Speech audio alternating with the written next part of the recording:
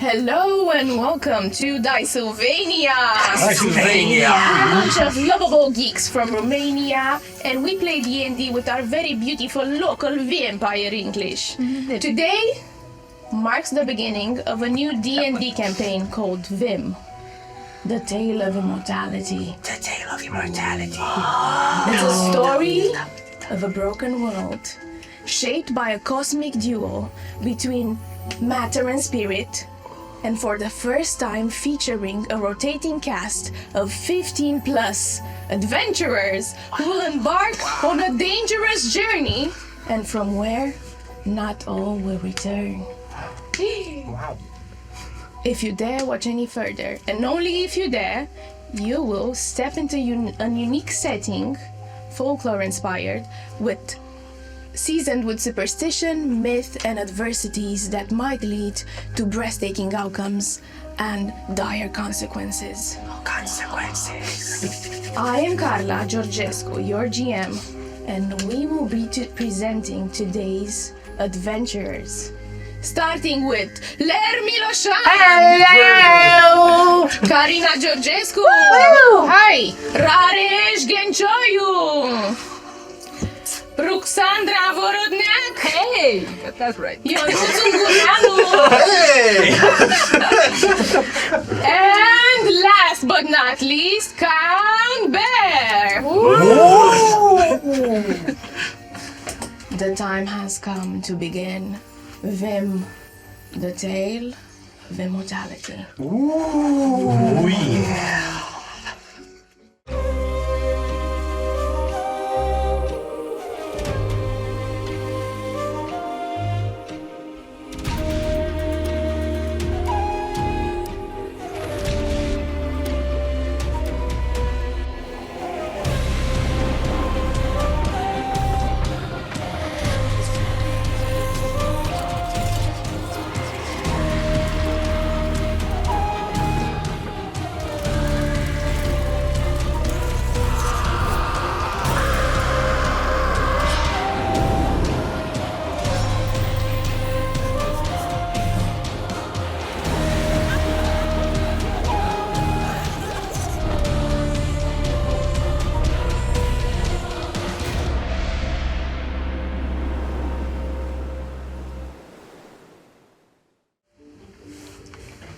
Darkness.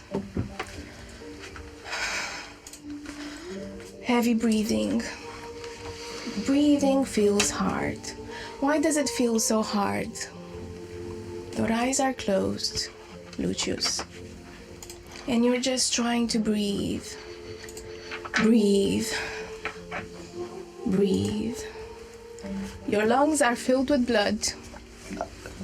And you hear sharp clicking noises somewhere in the distance, and as you lay down on a battlefield stained with blood and bodies, the harsh truth settles in. You're dying. Give me a death saving throw. It's a fail. Mark it. And with each shallow breath, you have a choice. Do you let yourself die, Lucius, or do you clutch on to something that might prolong your existence? I reach out and try to think about what I'm doing here, what I want to do. What do you want to do? To bring something to my people, to make us better. Well, until you make your people better, the thing is that death is drawing nearer and nearer and nearer, and you feel the stench of despair, just feeling the air, feeling your lungs, and you give me another death saving throw. Oh no! You barely can hold on to consciousness, so you seek refuge inside your mind. And now you give me a wisdom. Saving throw, right? Stop missing, guys. It looks that we're gonna die like in the first 5 minutes. Just use this. Okay. So it's a 8. Excellent. So you're transcending time and space. You couldn't clutch onto something and you land. You land at the beginning. You open your eyes, and before your eyes unfolds nothingness, like a blank page awaiting the touch of creation, and you sense this smashing energy, and you know it's VIM, the essence of creation itself. And then it just ignites, and clash of darkness and light, and you witness the birth of the two gods, Lumeno, the god of light, and Obscuro, the deity of matter, bound together in this creative tension. They start to swirl within the cosmic waters, and you see how they brought the world to the surface. What do you do? I'm just amazed.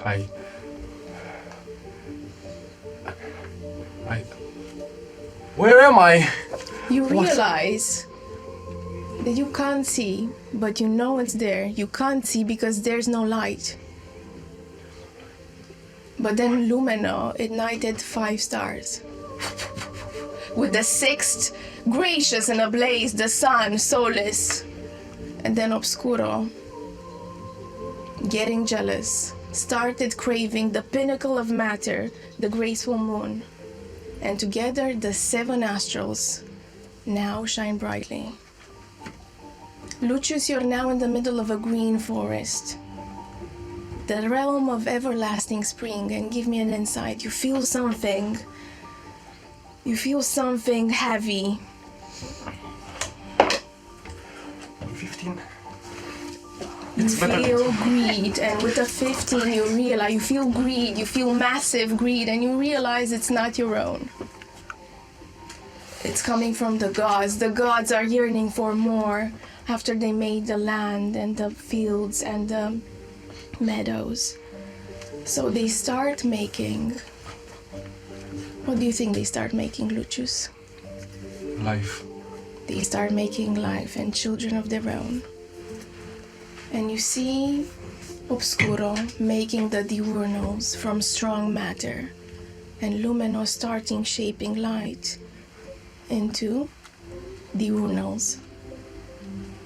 And you see flashing before your eyes millennia with each new creature coming to existence: solars, golems, elemental, giants, celestial, vampires, spirits, beasts. But they must have been a failure because they kept on and on and on. And as time passed, you see that these gods engage in this fierce competition to fashion a being that can prove their ultimate goal, that can sustain immortality. And after a while, perfection was as close as it could get for immortality of the soul and of the matter. And now each had a children, favor of their own, illuminated orcs and long-living elves that can rush against this race against time and can endure. And each of them was armed with a new faith to worship their creator. And you sit there for ages and ages, but it passes in a blink of a second, and over millions of years, you've seen how this divine duality has shaped the world into a battlefield where devotion and survival of the fittest reign supreme. And then something happened. You happened. Your kin happened. What's your kin? Unclaimed by any god, the human race manifested into the world. And you know what they have become? Something that you have witnessed all your childhood. Killed, oppressed, hunted, enslaved, and no means to fend for themselves. No one hearing your answers, your prayers. How many times did you pray, Lucius? Millions of times. To what? Every day. To all of them. Every god, everything. But nothing happened. Nothing ever happens. Roll me an insight. It's a 6. With advantage. It's an 11. Okay, with an 11, you figure this much. Your people have been through a lot. War, famine, facing extinction, and the world is broken, and you have no means to fend for yourselves. And what do you need to do, Lucius? You need to find a way towards shelter, towards something. You watch at the sky above, and you see the 7 nostrils shining brightly. And the sky is running towards you, about to collapse on you. What do you do? I shelter myself. With my hands, I try to... You shelter yourself, and right before it smashes against your face, you see one red star twinkling. Do I recognize it? Maybe. Roll me a death saving throw. Natural 20. Yes! There we go. Natural 20. Oh my god. You wake up, you are spared by the red light.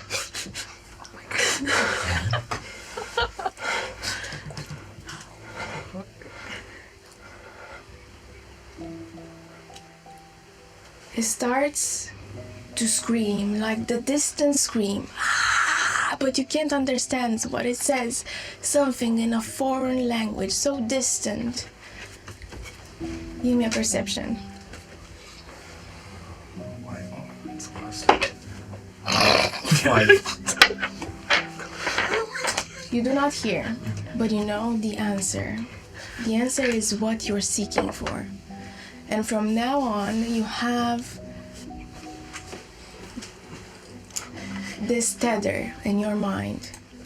You must find the answer to salvation for your people.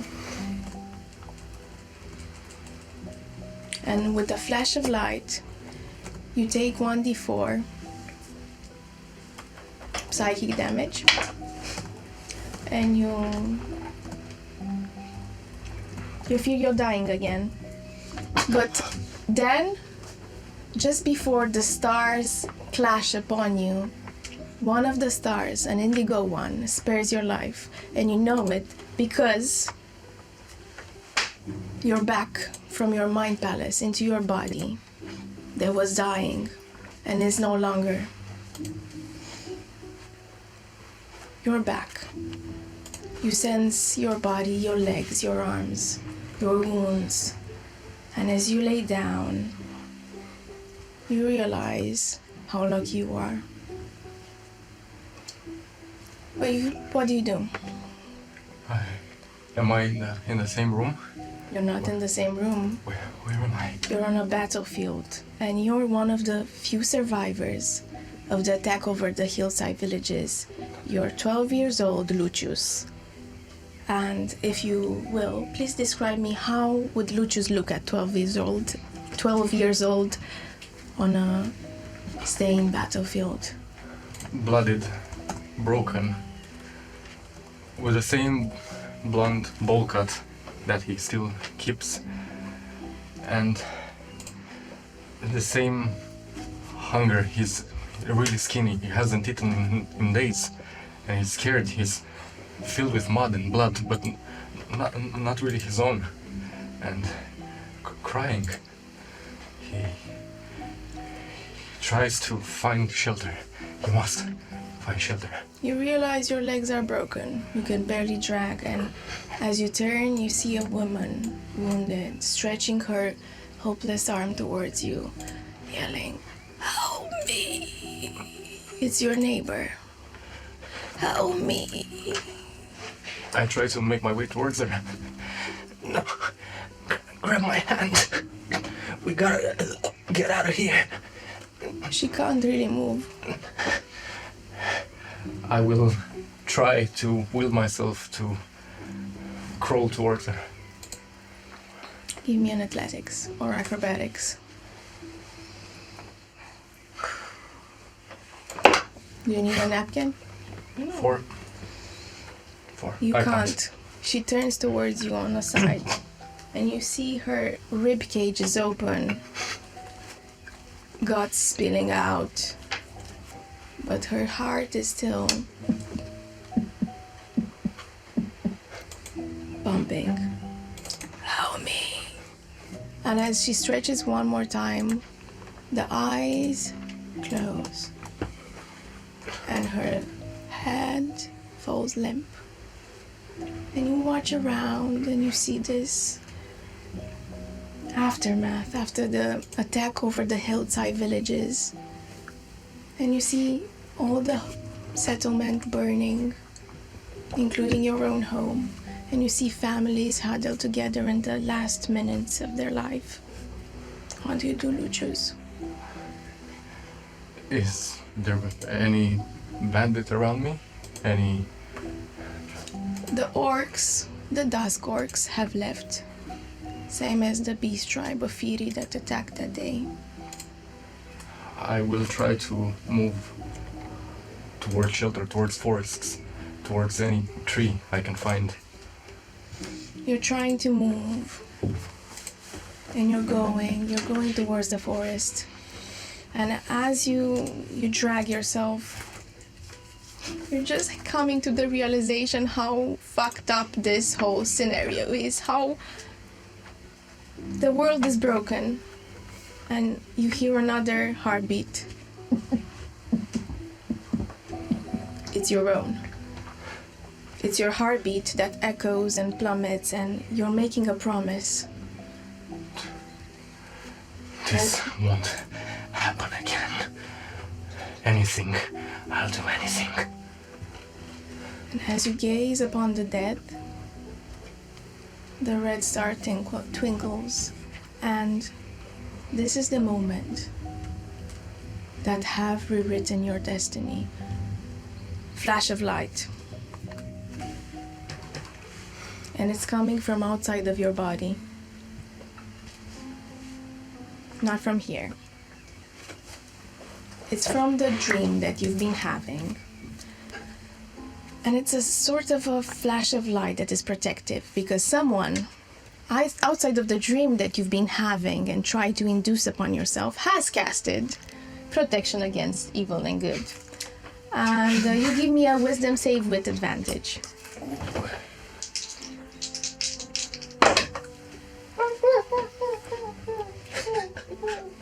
Again?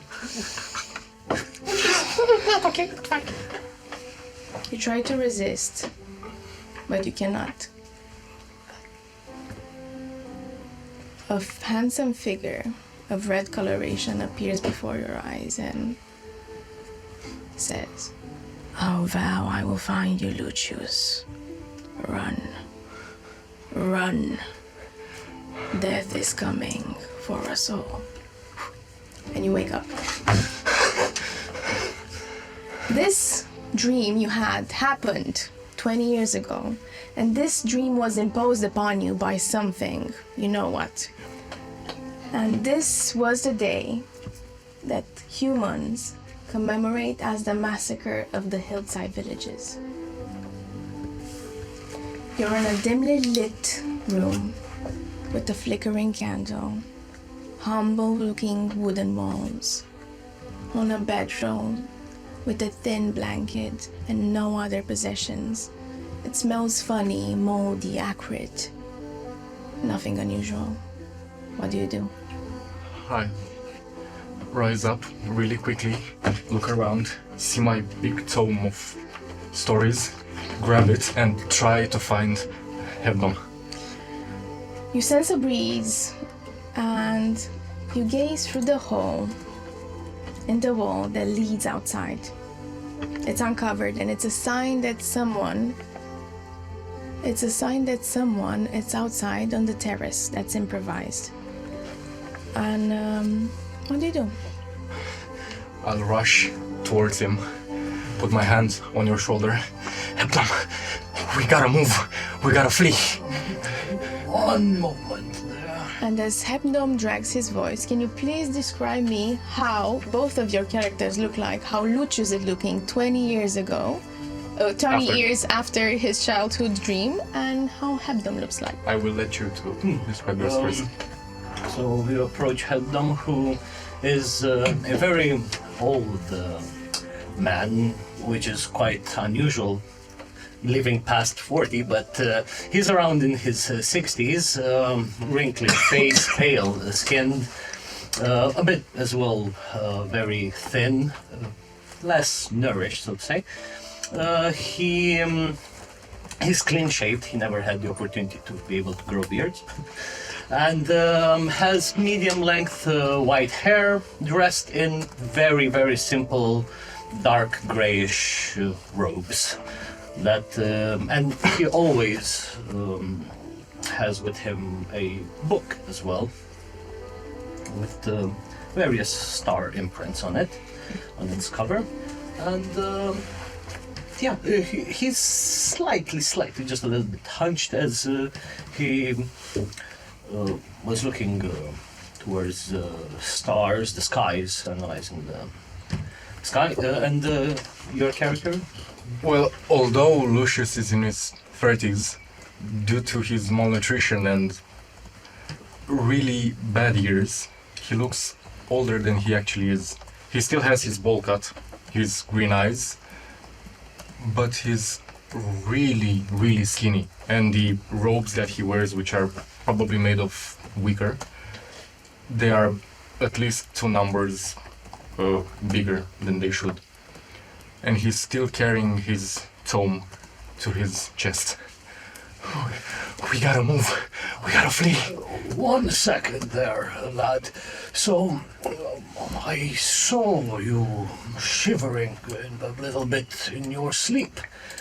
I'm guessing the vision then came to you. He spoke to me. He told me that we should run. I see. Death is coming. Well,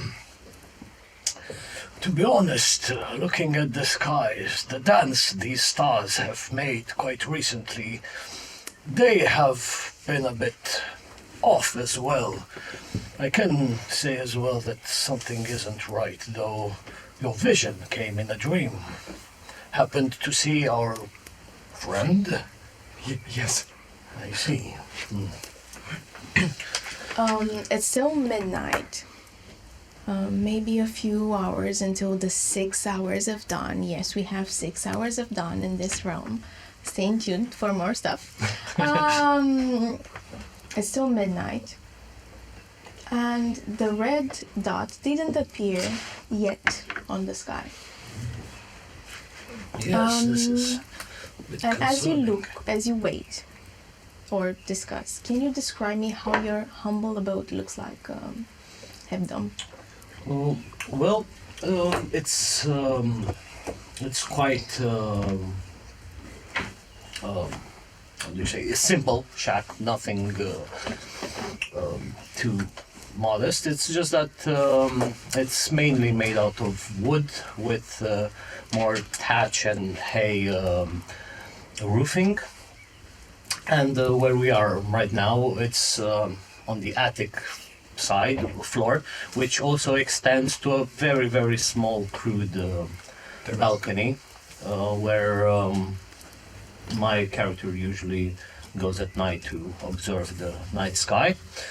And other than that, there is the attic, which is also like a storage area, mostly.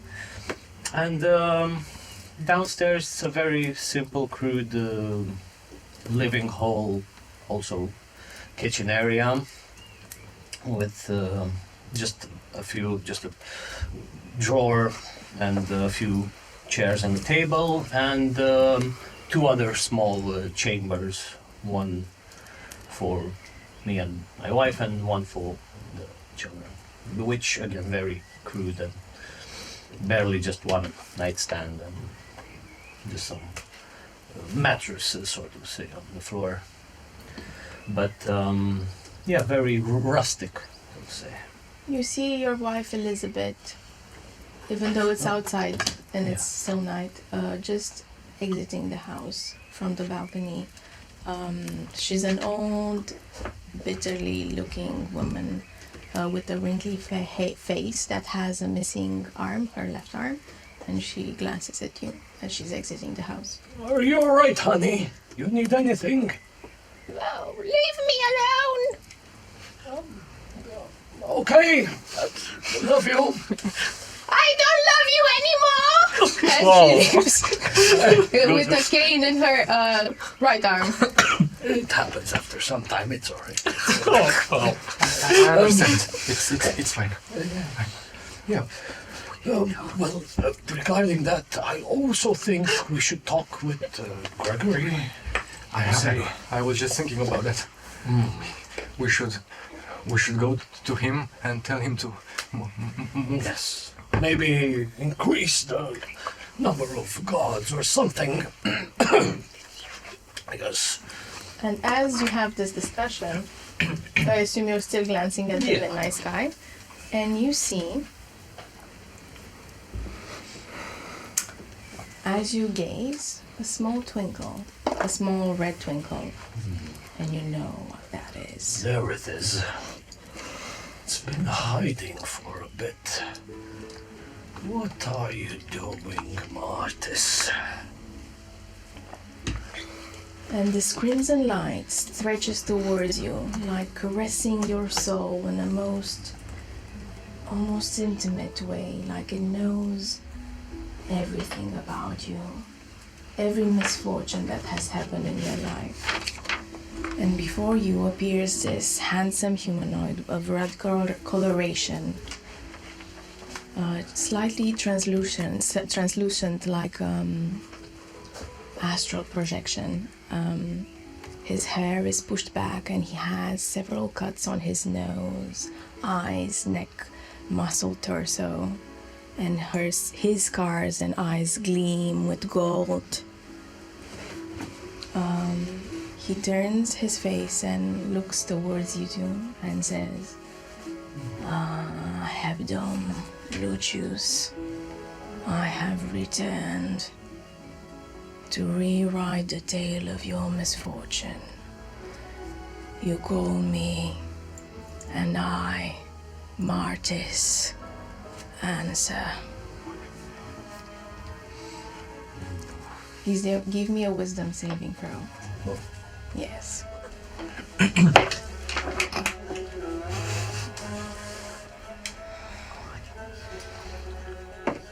Is it under an 18? Yep, it's an 11.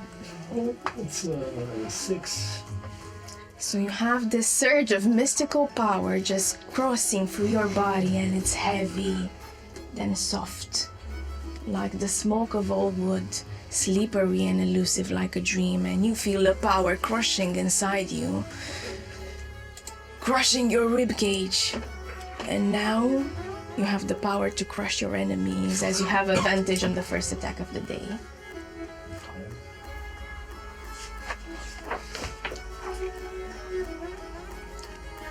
The individual whispers, uncover that which could change the fate of your people. Uncover that could bring death to the world as we know it now. Hebdom, what are you doing? I'm interested in pursuing this vision you astrals have for us, because you have helped me before, and I believe you have some intentions for our people that I'm willing to see them through. But aren't you curious? Where is it?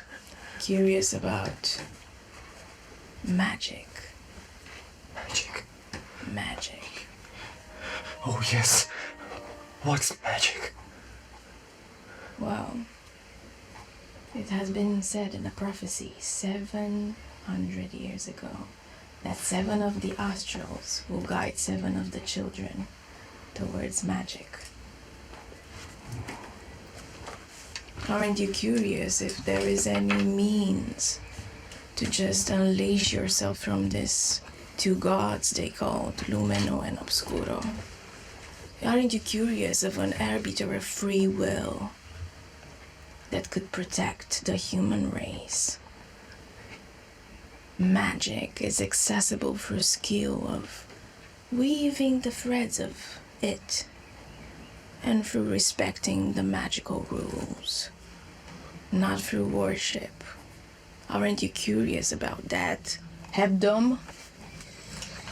But of course, I've already started my studies into seeing how to thread these weaves, though I would require more of your guidance. Hebdom, you haven't read the stars. I have gotten you the power, but you haven't read them. Read, damn it!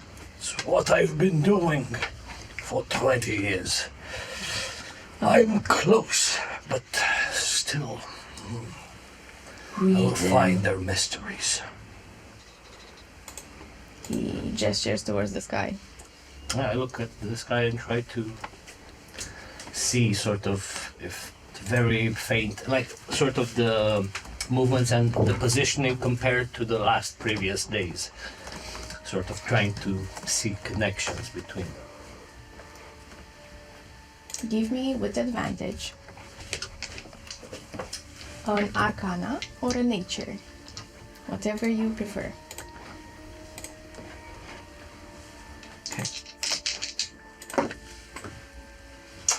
That's a 11. An 11. Yeah. Well, with an 11, with advantage, Yeah. you see 8 constellations, and let's say you can read 5 of them. I have deciphered a few. Okay, tell me, first one is? So, first one, not sure. It's a squarish figure. Okay, you with an 11 you can read that. Is the tomb. Tom, sorry, is the tome. Tome, like the book. T-O-M. Yeah. The first one is the tome. I even written it, so. Tome. The second one. Second one resembles the shape of a king. Other one is known as the betrayer. They also take Lucius. I'm not sure on the triangle figure over there. That one is a builder. Builder.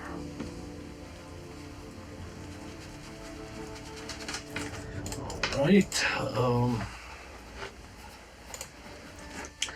And I actually have the last one because you said 5, right? That I know. So there are these 4s, and I would know the last one. There was the last one. The grave.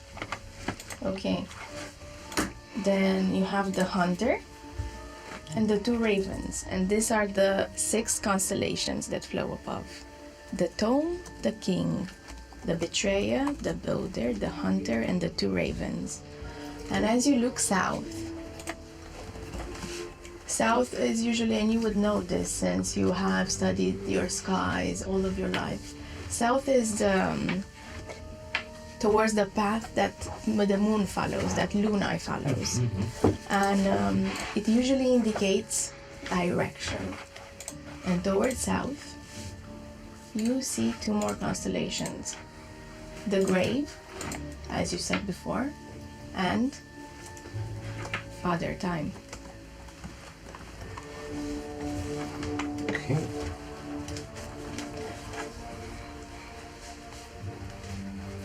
So, can you read now the prophecy? Or do I have to spell it for you? Well, it is still a bit unclear, though if the powers of divination would flow through me, perhaps I could interpret these constellations better. Give me an No. arcane. An Arcane. Arcana. Arcana. Give me an arcana. That's a dirty 20. Dirty. Whoa, with a dirty 20, you can read a lot. So, it's a lot of other small constellations and piecing things together. You understand this. In the midnight forest, descend die in the tomb of time at the heart of the green lands. There is an entry to the other world, guarded by the end of all things. Could you? Send this. I will send you this. Yeah, please. Please do. And once you descend into the tomb of time, in the conjunction of threads, there is, where the thread of magic, there is the threads of magic that hold the world afloat, tied with 7 knots.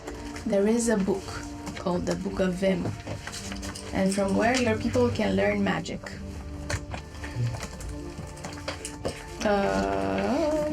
We didn't make a group, so I'm gonna send it on WhatsApp.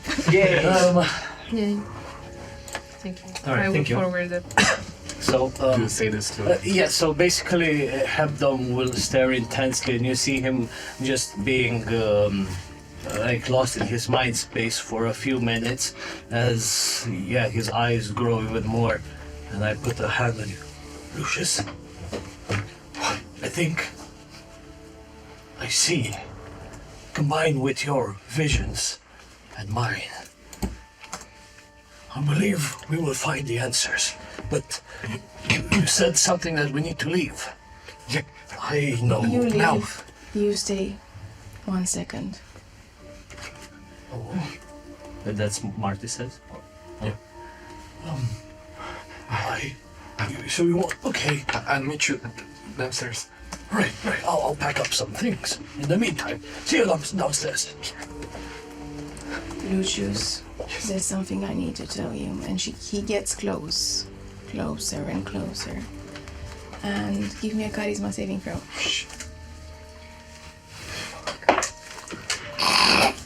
It's a 2. You have upsurge of mix of longing and desire. Longing and desire, and now you're charmed. Do you know what this all means?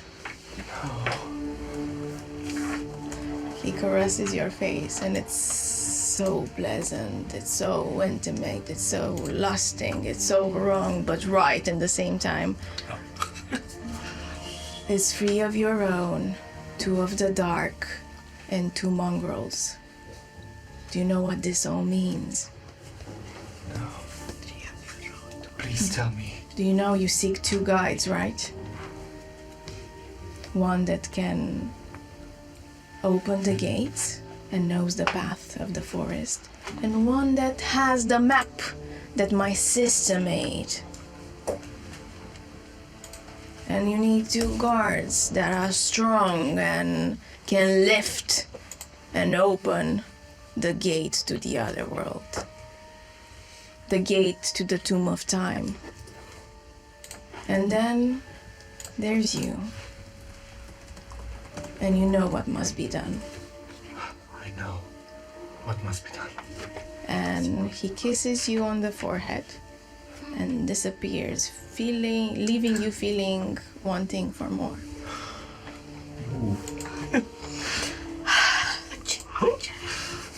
Those failed charisma saves. Okay. And I can something rings in your head. The last vision that you had in your dream. Bring death upon the world that we know it now.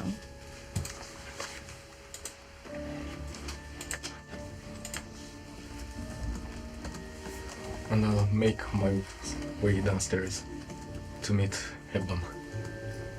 I've packed a few carrots and just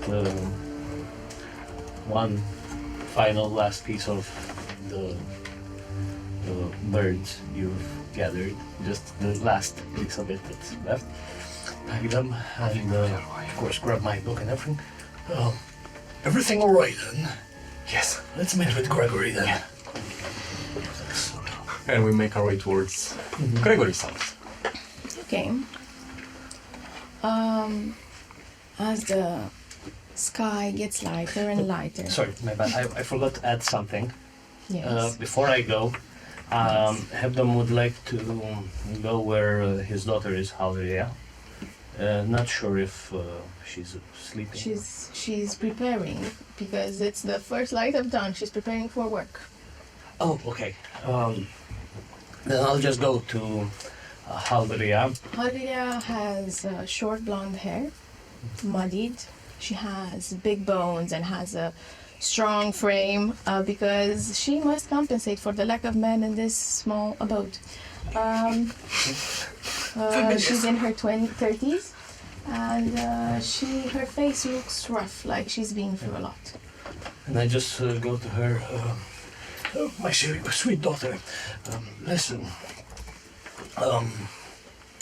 I've looked into the stars tonight again, and something isn't right. All I ask of you, my sweet dear, is that if you see any signs of trouble, just be ready either to run, grab your mother, and run. And I hope it won't come to that, but all I want for you is to be safe. And if anything, you're the only one in this entire settlement that has listened to my ramblings on the stars and know what's happening on that plane. I'm going to undertake a very dangerous journey. So, if anything, I want that knowledge to be kept safe, and I want you to be kept safe, of course. Just take care, if anything. That's all I'm saying. But Father, I want you to be safe. I will. Father, be safe. And she clutches your arm. If you want to be safe, you know what you always taught me. When it's midday, take the path of the sun. Yes. And when it's night, take the path of the moon. Yes. Well, I will be safe. Don't worry. What I'm gonna do is for the better of all of us. Be safe. You too. And yeah, I kiss her on the forehead. She has muscles. Gives you this sweet embrace. She's grabbing onto you and squeezing hard with her muscly bones. Not that tight. My strong daughter. Yes. Be safe. Yes, you too. Be careful. And then, yeah, I'll head towards Gregory.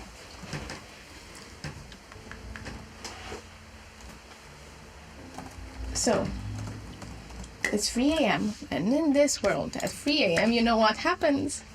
No. The 6 hours of dawn happen as the first light creeps in. And because of the path of the sun in this world and how it circulates, we have 6 hours of dawn, dusk, midday, and midnight, all equally distributed in the 24 hours of the day. So, Is it a very gradual slope towards each no, it's rather or abrupt? It's rather abrupt, and because the sun has more of a, I think it's concave. I think the path would be described as an ellipse or like an oval. Better. exactly An that. oval is better because it has two edges that are two sides that are parallel, and then the Either way, we're gonna put if you want, and like this, you can join us in our Discord. We're gonna put there some photos.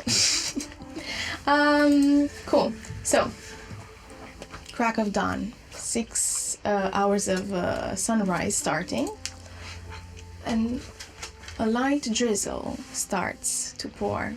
You know, that spring rain that comes from nowhere in the land of everlasting spring, because we are living it. We are indeed in the land of everlasting spring.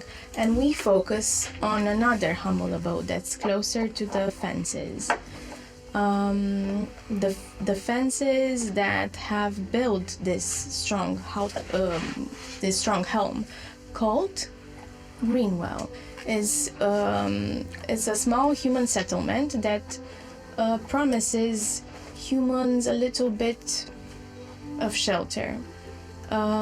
It has modest huts and worn paths with muds and a backdrop of sturdy trees. And as it offers a little bit of hope to humanity, it has surrounded by protective fences, and occasionally you can see this symbol, very crudely drawn and carved into elements. It's a tree sapling, sort of a symbol of a baby tree. And as we get closer to the fence, we see a humble abode where people are waiting outside. Can you describe me how your house looks like, Gregory? Yes, it's quite close to the fence, to the defense wall, and it has a small porch that's a feet above the ground, a foot above the ground, and if you go inside, We enter inside. the first thing you notice is that the door is quite old, and it does its job, but it's not the best door. It creaks as we go inside. Inside you see a small squared table with 2 chairs and a fireplace that's quite small for the house. Just a few cups and tableware. On the side, it's something that looks like a pantry, but it's actually a bed inside. It's a small dorm, a very small dorm. There's 2 windows, one towards the wall, one towards the rest of the village. So you can gaze upon the village. And look at the wall to make sure that it's always enemy free. Keep it safe and guarded. Then we can go upstairs. Where there's two rooms and the ladder that goes into a very small attic. And as we go upstairs, we see Gregory preparing for your day. How does Gregory look and what is he doing? He's sitting on the side of his bed. Red hair, red beard. He's already dressed in his leather-plated armor. He actually hasn't taken it off tonight. As he puts his shield on his back and takes his hammer that he uses to work around the village. He stands up, being of slightly above average height. He goes to the next door, to the next room, to see if Alea and Patrick, his younger siblings, are up. Both of them are up. Patrick is in his room, and their room actually, because they share a room. He's getting ready for the day. He's prepping his little tools. They're not very young. They're about 14 and 12. 15 and 16. 15 and 16. They're about 15 and 16, not very young, but they're getting ready for life. In general, he's prepping his little tools, and Alia is in the kitchen starting to make tea and warming the last leftovers of turnip soup. Yum. At least they get to eat today. Very yum then. Very privileged. I go to Patrick.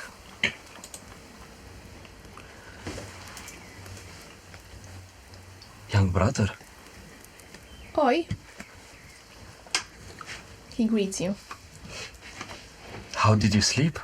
I slept wonderful. I did not sleep that well. Why, you brought some game yesterday? Come into my room. Let's have a talk. He frowns a little bit. He follows you.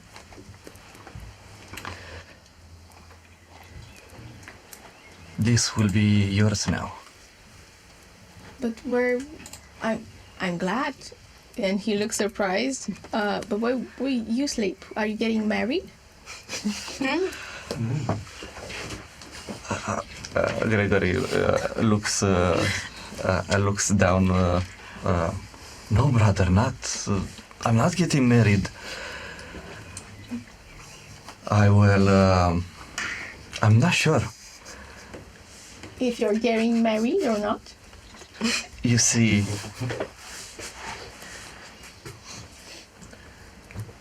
I had a visitor last night, and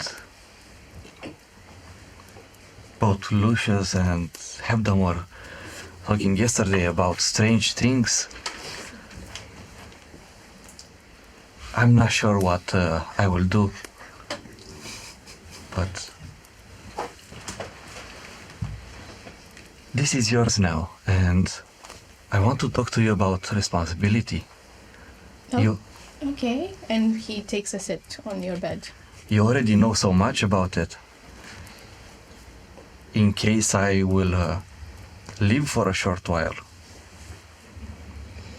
He nods I his will- little head.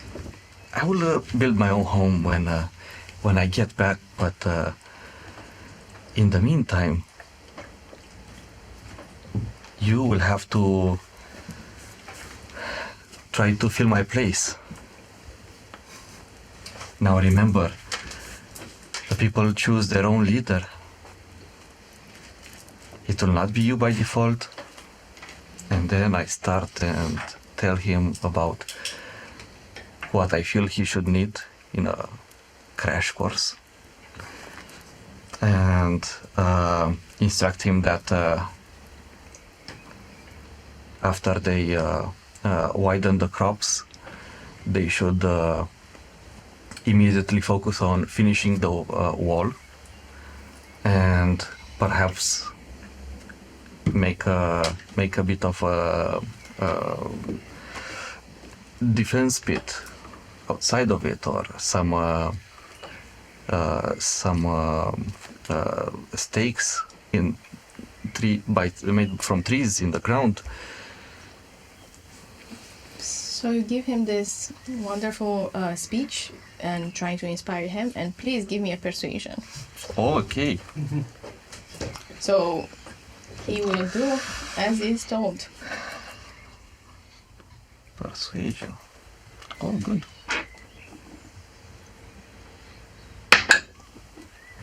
It's a 9.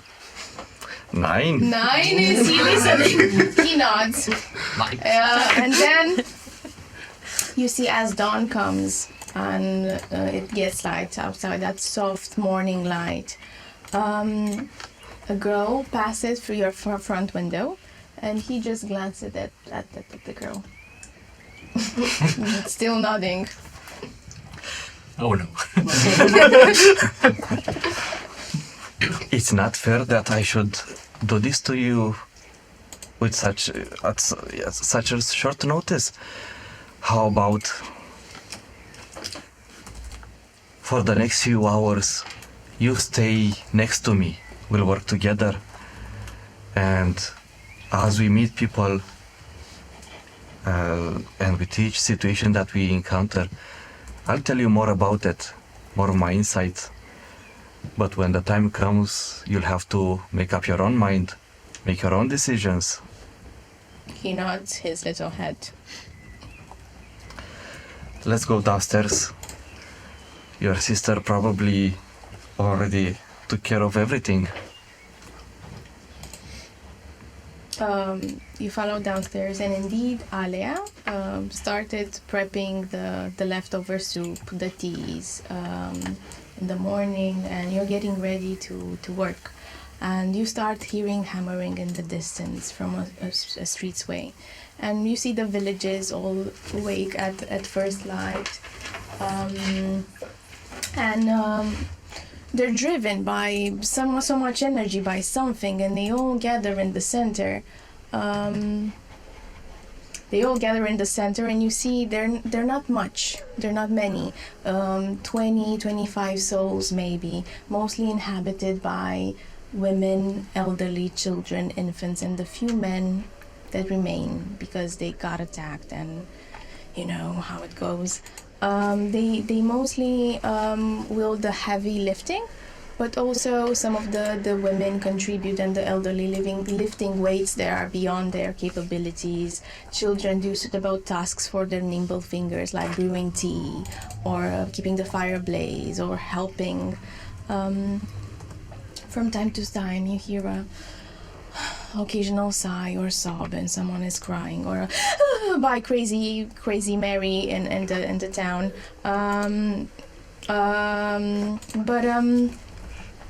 They start working, and Gregory starts working, and they gather in the main plaza, and they start hammering, and they're very organized, driven by something, like a spirit that inspired them to build and keep on building and keep hope. And you have seen this as you approach. You have seen this many times, and it's very uncanny.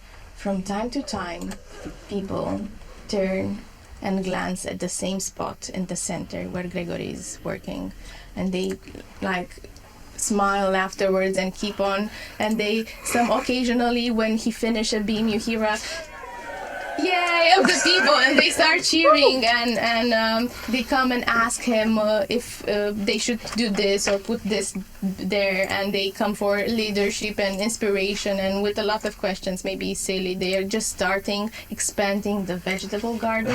They're planning to plant also besides turnips, beetroot, and wild beans. Yay! How handsome is Gregory? He's I think it's more of a, you tell me, how handsome is he? Out of 10. Gregory never realized how handsome he actually is. But he is. He doesn't know. He's unsure. He fails to see that. How does he look? He has more of a rugged look, with a Lumberjack. yeah, basically. Yeah, that's a good look. But maybe with a shorter beard. Yeah.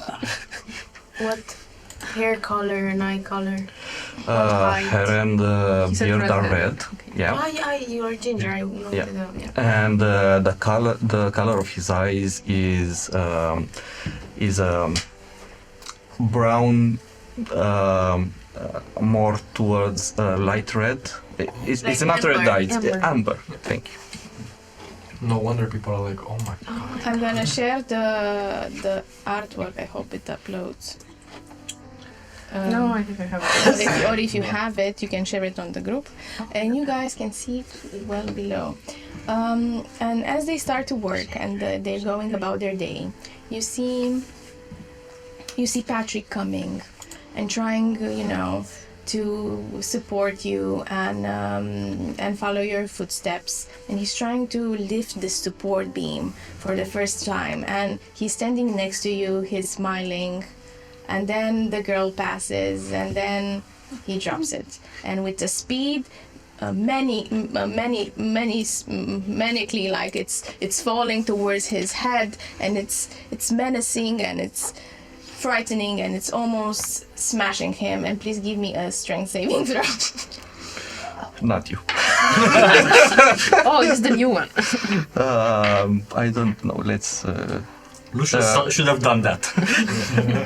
What did you say? Sorry. A strength saving throw. Strength save. Ooh. Okay. I can work with that. That's 23. With the 23, you catch it with the swift of your backwards, and you twirl it in the air and push it, stand and plunge it in the earth, and people go, yay! And clap. This is not working anymore. They go, yay! And clap, and everybody's like, Gregory! And an old woman is tearing. I have seen it all. Like You can spell Gregory with a go. it's very, very inspiring. And Alea, your sister, comes and offers people tea, hot tea, and she's planning to remodel the garden, as I said before. And at this moment, this is when Lucius and Hebdom arrive. How do you arrive? You see Lucius stumbling slowly due to his badly healed legs, but he still tries to pick up the pace. He looks a bit manic yet joyful at the same time, like he has found something finally. And I take deep breaths as even walking half the settlement it's for this old man. So I'm like, all right, there's our guy. It's not hard to miss him as everybody's looking at him, but let's go. Hey, Gregory, we must talk. Yes. Yes, we must. But one moment, please. Oh, okay. And I talked to Patrick, trying not to scold him. I tried to tell him that he, at the moment that he realizes he couldn't lift it, he should have asked for help. And if he really wanted to glance a look at that girl, he could have just dropped it beside him. She would turn and also look towards him, and his life would not be in danger. He nods and grins as this explanation sinks in. Humans have one pleasure. Don't take that from them. Gregory. Exactly. And then I turn towards Lucius and have them. Let's step a bit out. We're outside. Let's step in. And I lead you to my house. So not to be my house. You enter. Again, someone should fix that at some point when you're not busy. And you enter in the kitchen where it only has 2 seats and a square table. May I take a seat? I think you should sit too. It might come as a big shock what I'm about to tell you. So just Basically, we need to go. We need to leave town. So practically run for it. Okay. Remember what I've told you about our mutual friend and how I was supposed to get a vision.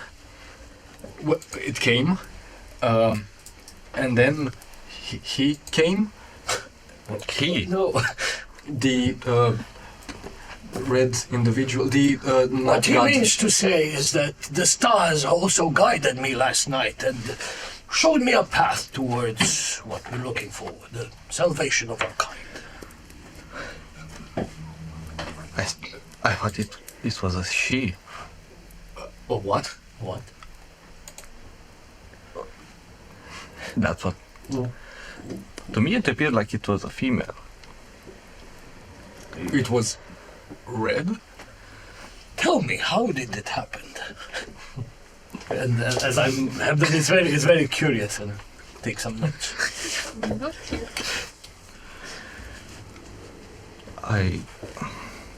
You told me yesterday and tonight I did not go to sleep Then I went to your house, but you were all asleep. And so I went back to my house, went to the roof, looked at the stars, then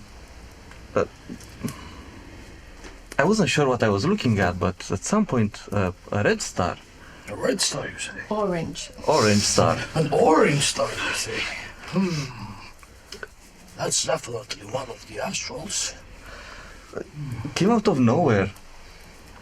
And then it's almost like it came down. Yes. Just we appeared do in that front of me. sometimes, yes. And she talked. I didn't understand much, to be honest. I was hoping to talk to both of you today. But this is all kind of a rush, don't you think?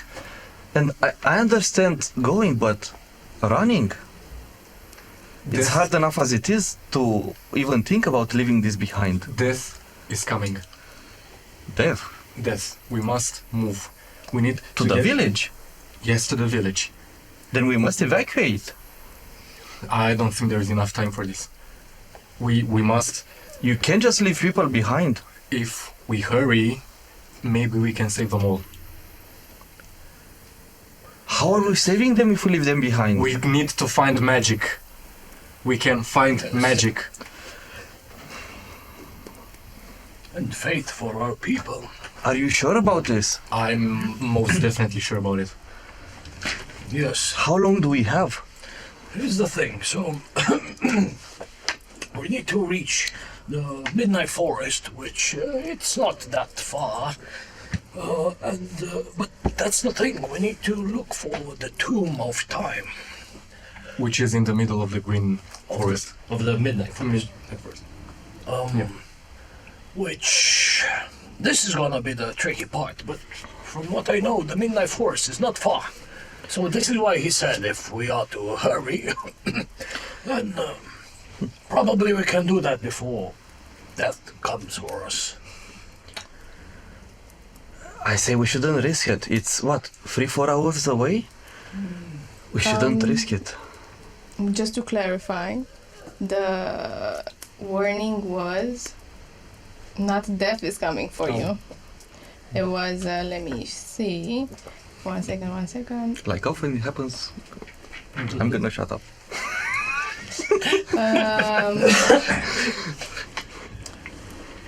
You must hurry, do what you must done, and uncover that which could change the fate of your people, and bring death upon the world that we know it now. Death is coming. Brought by you guys upon the world. Brought to you by Dicesylvania. So if we care about these people, about our kin, we must hurry. We need to find this place. We need to find magic. What we will do will help everybody. Remember the... Hold up, give me a moment, 'cause I'm Hillside forgetting. Village Massacre. There's still some ruins not far from here. This is one of your reasons why you started building the fortification, the settlement Greenwell. You don't have to remember me about that one. I know it very well. I know, but we need... Do you want it to happen again? I'm tired of seeing people dying, of kids being slaughtered by... well, them. Let's do this the right way then. We must let the people know that they should flee. And then we go to search for what you know we should be searching. We can't just leave them unprotected. Don't we have people that protect them? Don't we have some guards? Don't we have walls? Isn't it Oh, better for them to stay here in the village than to go in the wilds? You know very well that we have few men, and among the men and women, even fewer know how to fight. And you say that I should come with you. I will not be here. That's not something I can just accept, leaving them unprotected like that. they should at least know. I will arrange for this. If you say we must leave, let's leave in 2 hours. Still, I'm curious to hear what that astral told you yesterday. What There'll did be she plenty tell of time to talk on the road. It's a long road ahead. you? True. Then let's tell the people. And Gregory will gather the people. They go and they make a small huddle, a small mob, and everyone said, "Gregory speaking! Yay! Why is this not working? Do you dig it? Yay! Yeah. I'll put it on minimum. This is why it's not hearing. Gregory! And the small mob gathers and waits in anticipation. Do you two do the Gregory chant though? I've done it so many times. It's implied. I mean, Lucius is new to this. He lived in the forest for a while. for a long while. Yeah. I was not voted with 100% of the votes, you know. That is so dictatorial. Well, just wait, you'll have at least 100% of the votes. No, I haven't. You have like 130 or something? Yes, I called in some rabbits from the nearby forest. Lucius voted for himself. Yes. Hello, people of Greenwell. Greenwell. Yeah! Gregory! I know that not many of you believe in anything else that we're other than what we are doing here. But you've all known about Hebdon, who has been trying to teach us more. It seems that he has been receiving these instructions, these omens, and although we can't be sure of them, we cannot ignore the fact that a threat might be coming. It might be another raid. We all need to be together in spirit, Woo! because Together! Together! Together! Together! Together! Greenwell! Yay! Gregory! Greenwell! Together! We resist! And in the front is Hadria, Hebdom's daughter, just chanting frantically, Gregory, with her big fist.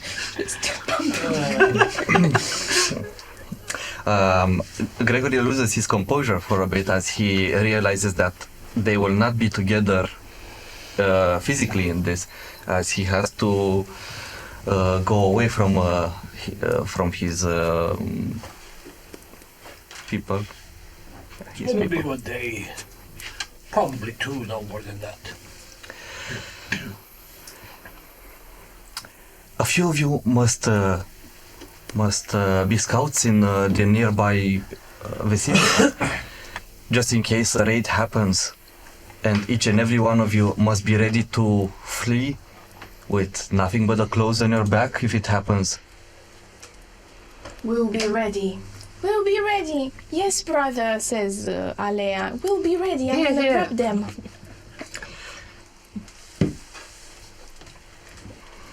And I will organize a few scouts and assist them to alert the village, and then alert the remaining scouts so they can also flee, so they don't stay behind and get lost.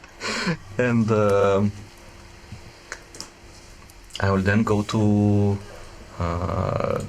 my brother Patrick. Patrick, sorry, this is even sooner than expected. I will be back. When I'll be back, I'll build a home for myself and a home for us all. In the meantime, you will have to do that. And I'll talk with Mike Hunter. Mike Hunter comes at your side and he nods. Hi. I leave the two of you in charge. Yes, Gregory. Leave us in charge. I'm sorry, Michael. I know you I'm weren't very old. looking You for can't this. do this to me. I'm very old. That's why I'll also leave Patrick. You will nurture him with your wisdom He rolls his eyes. and your pessimism. And Patrick, with his youth, he can actually do it. To be honest, more reliable is your sister, but I will try to make a man out of your little Patrick. He makes a good point. And then Gregory realizes he does make a good point. Patrick, I realized I never asked you, do you want this responsibility? Oh, Do you God, want no. to try this? No, not God. Oh, no. No, God. No? Oh, not God, no. No. I'm sorry, I did not realize It's a it. lot. Really, it's a lot. Would you be so kind and get your sister for me? Our sister. He goes, grabs Alea. She stands before you, willingly, with big eyes. Yes, brother. And I start to tell her The same almost the same speech speech. as Persuasion, with advantage. Because you're Gregory. because she's paying attention. No, because she's Alea. He has a wonderful sister. Okay, it's a 20-something. Whoa. She's inspired. She shakes her head, looking very vigilantly in your eyes, and you know that she's got it. Okay, it's a 24. Oh, Definitely. I'm noting it. Taking notes. Plus, Alea makes a very good turnip soup, so. Oh yeah. And I would give her a hint about my feedback about not a feedback. How do you say it? It's My opinion regarding, Some input. some input. Constructive criticism. We have plenty of bones left from yesterday's hunt. Throwing in a bone or two in the soup, even if it's only with turnips, should make it a lot better. I'm doing this already, brother. Yes? I'm making a congealed soup out of bones, but I'm not trying to waste the turnip soup that we already had. Oh, I see. So it was from... I see.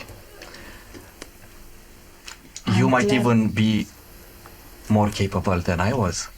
Thank you. She smiled in her pretty little muddy dress.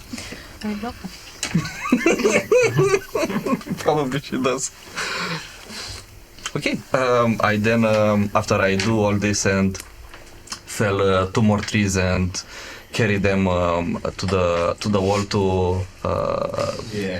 In one go. It can be in 2 goes. I mean, depends how big the trees are. They're not that heavy to move from here to there. For you.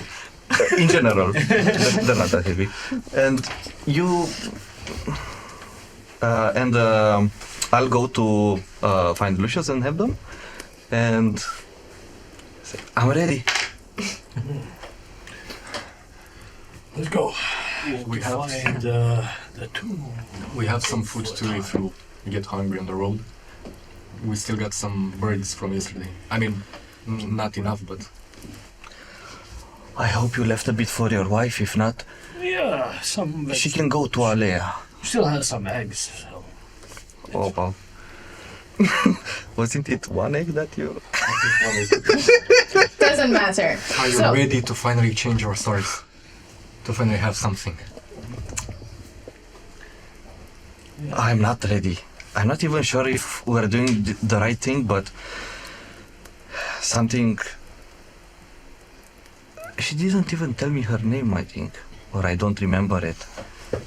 But Roll me an intelligence to remember. Intelligence? Mm-hmm. It's 18. I think maybe. It was Mercury. Mercury.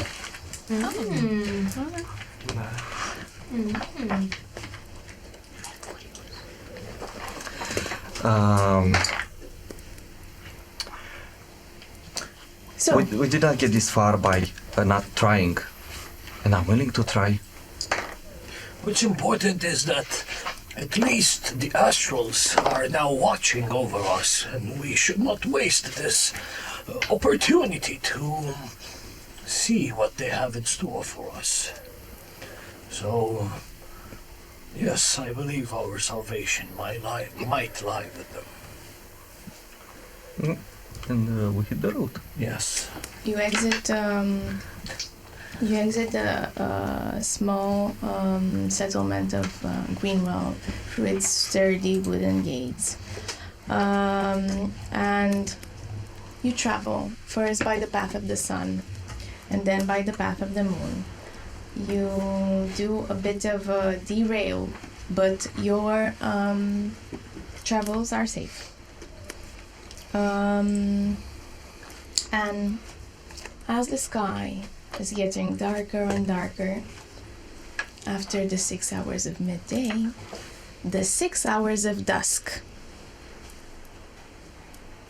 approach. And after that, after 6 hours and more traveling, you see a small red dot just beckoning towards north.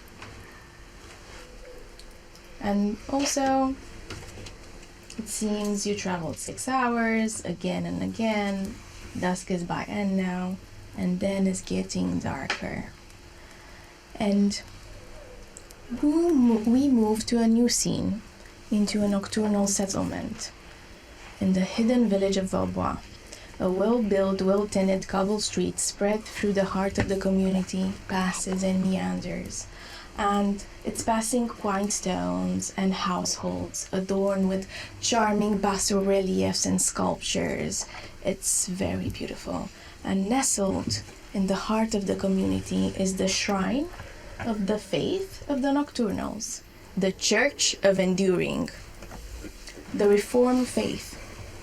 And it has this mesmerizing silvery dome, and it looks that it was made here before the village, and by how the roads intersect in that point. And we travel, and also you guys travel towards a road that is highlighted by the red star, and it stops in front of a sturdy establishment made of gray, clean-cut stone. And for a famous place, it's rather small. An embossed sign says Le Coq Gourmand, and underneath, the translation for those who do not speak the language of the Nocturnals, the Gourmet Fangs. It's a quite busy evening, and more people enter the heavy mahogany doors, and the first thing that welcomes them is some music. 1 second. Some music. Some music, and the second thing is the mixed and flavors in the air, so of perfumes and delicious that have made this tavern so well known. As you enter, and I assume you're hooded because it's very, very dangerous to step into a nocturnal settlement as humans. You see a few. You're shitting your pants right now. He says it? Oh my god. But just to speed things up, you enter and you sit in a corner and you see some elves drinking tiny glasses of elixir de la lune. The white wine mixed with water and spices, and a group of chatty vampires cackling and taking a huge table and ordering Le Coco Song, the blood-infused rooster, and Leo, the scholar draw elf, in his usual spot, just doing his studies, and then we stop on a tall-looking half-elf and half-vampire, because we can see his teeth, and it has this long top hat that makes him even longer and spindly, and he's talking to a rounded moon elf with a round face, just like a baby or a peach, and he says, "As I tell you, Hugo, I want to meet her. I want to know what she's like. I after I tasted the how is it called? It's the bloody brilliance. My life was changed forever," says the man in a high-pitched voice. And then the moon elf, the barkeeper, says, "Oh, sure, bien sûr, monsieur. She's right over there," with the accent on his nose. And as the tall gentleman advances, he sees a woman holding 2 plateaus and talking to a customer. And please, Karina, describe me how your character looks like. So, she has a pale face with white unblemished skin.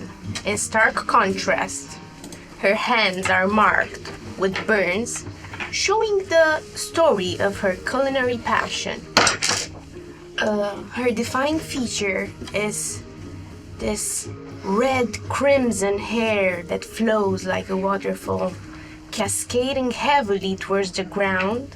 It frames her gaunt face with prominent bones defined by sharp angles and intensive silver eyes. Cloaked in edgy but enchanting attire, a black leather trench coat, a turtleneck with silver symbols, black leather trousers with loads of belts and pockets from where overly used wooden spoon just pops out. She stands there, determined in her knee-high boots, and as you zoom in closer, you also notice her pointy ears and her smile as she unveils 2 fangs. As she's talking to a female elf that has traveled from a long way, she has weathered cape that has embroidered some snow elements. I don't know if you guys know what snow is, since you're living in the realm of everlasting spring, but this is the elements. And she says, "Oh my gosh, for a famous cook in flesh and blood, and you're really selling it. You're cooking with blood and flesh, and you go blah blah blah. It's like, can you please do that for me?" Yes, you found me and my lair. Welcome to my tavern. How may I serve you? Do you want something to sink your teeth into? Oh my god, your accent is so tentacle, like, it really sells the vampire image. It's... Mais non, c'est pas possible. How can you enforce these ugly stereotypes? Mais non, my accent was faker than a thing made of plastic. What did you expect, huh? Baguette and fromage. I'm sick of this charade. Then She leaves. I'm dying to theme restaurant. Then Urs, the gatekeeper or the concierge, a bestial-looking Urs is her name, because she's a bestial half-elven woman, half-bear folk, and she's taking her by the shoulders and just pushing her outside. Out of the restaurant! I'm sick of tourists. Oh putain. She's getting outside. But then the tall vampire approaches and gathering his courage after this scene, and he says, "Oh my, Genevieve Lafèvre, I hope I pronounced this correctly. I'm such an admirer. My name is Tomas. I mean, the village, I know, the village was here before the tavern, but no one has placed it on the map such yourself. Like, creating with blood, creating with animal blood is just brilliant, and please, let me tell you how much you enjoyed my life. How much? I was very sick, you know, before your father invented the ketchup juice, and it was an improvement for my life. But now, with the how do you pronounce it? Sanglante, éclatante. With the safflower effaceur, it's like the bloody brilliance. Just call it bloody brilliance. With the bloody brilliance, ça va. yes, it's just. It's, my life is changed forever. My irritable bowel, it's gone. Yes, yes, and I have discovered this passion of mine of traveling and tasting fine refreshments made by the nocturnal races, and yours is on the map list. Like cooking with animal blood, even though it's a sacrilege. Come on, it's dirty, but also right.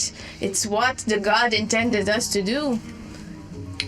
Well, I'm very glad we see the same way, we share the same vision. And she puts her arm on its shoulder, on their shoulder. Gently, she doesn't seem rude or annoyed anymore, and she smiled, unveiling the two fangs. And she says, drinks on the house, I like you. You're not like the other tourists. And it's Geneviève, but in your language you can just call me Genevieve. Okay, Or Jen. Jeanne. Jen, I really like, let me tell you, and she squeezes your arm, I really like the koltsunasi, koltsunasi, I don't know how Yes, it's, everyone likes them. How do Please you let go pronounce- my hand. and papanazi. Papanache. Okay, yeah, but let me tell you this and I will go, I will not bother you, but doing what you do is like you're guided by Obscuro's hands to incorporate this. You're making matter. I'm so glad you can see this in the bigger picture. Nobody else, and very few people share this and feel the same way as I do. Like we are meant to do great work, to make magnum opera, to just create and do beautiful stuff to share with the world. I know it's very frowned upon the community to use blood. You won't believe even with my parents, I have always these discussions. It's exhausting. It's And a sacrilege, I as they know. say. But I do not care. It's dirty and fancy at the same time. And it's just a little bit of dirty. Not we're eating blood anymore. No. Oh, I let you celebrate in Obscuro's hands. Live fullest, live longer, Geneviève. Geneviève. Je vais enfin. Voilà. Okay. He let's stick to- kisses your hand. Thank you. May Obscuro guide you and you be healthy in body and in mind. Thank you. And he goes, drinks on the house. He's very joyful. I go to Hugo and say Hugo and say Hugo drinks free drinks for Mr. Thomas all night. He starts mixing the elixir de la lune and goes fills his glasses, several glasses, and you all watch as these people live so lavished. What else do you do, Geneviève? Genevieve. I just take the other plateau from my hands when I have two to even it out and go forward and the left side of the restaurant to lead the order. You leave it to Leo, who is a scholar that you know and comes there to study. He doesn't have much money, but you I sometimes... give him some free amuse-bouche from yesterday. He takes it, he eats it, he asks if it's vegan this time. Please. Leo, you know, you can't ask me this stuff. We cook with a lot of blood. Nothing here is vegan. He Just the sighs ketchup. and he eats it. But Oh la la. matters, don't tell my parents. I promise. And then you go past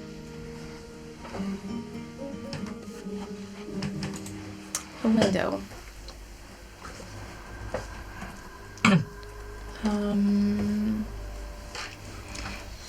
And you see it's barely past midnight, it's around 1:30, and the waning moon crescent is rising on the sky.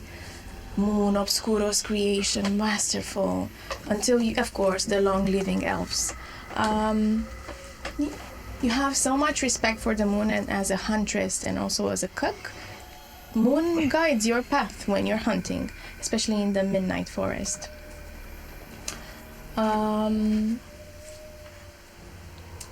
Give me a wisdom saving throw.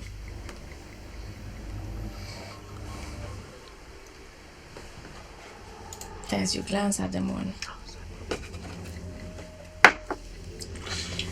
It's a 5. A surge of mystical power curses through your body, and you have a vision of a shy woman. She looks translucent, and then full, and then translucent again.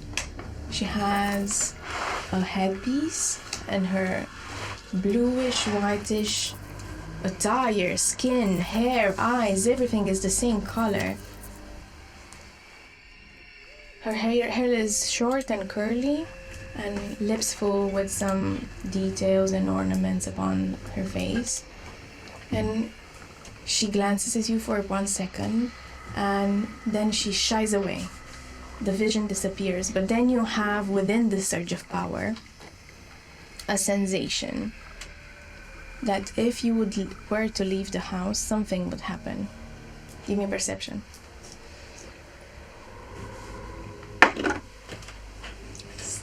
15. 15.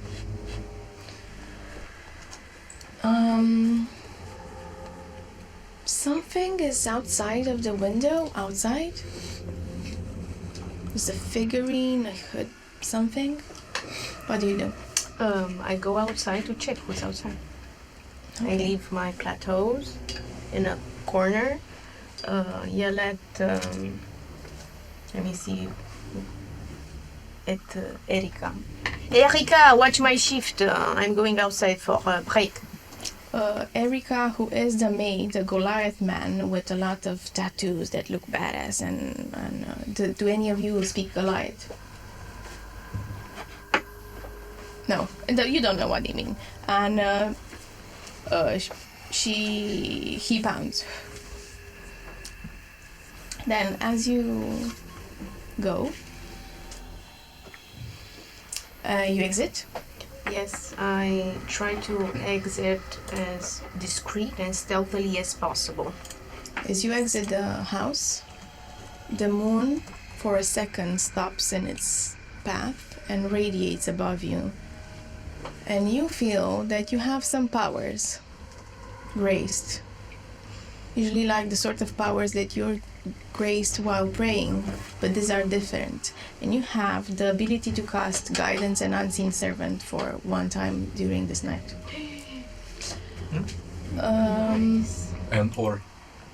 And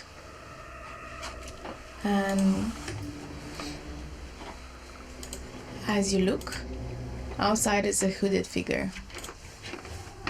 You recognize him. Who is it? You call him Mr. Fang. Mr. Gourmet Fang, as you don't know his name, he's the owner of this establishment. The silent owner that doesn't speak and leaves you money, indications, and communicates through letters. And give me a perception.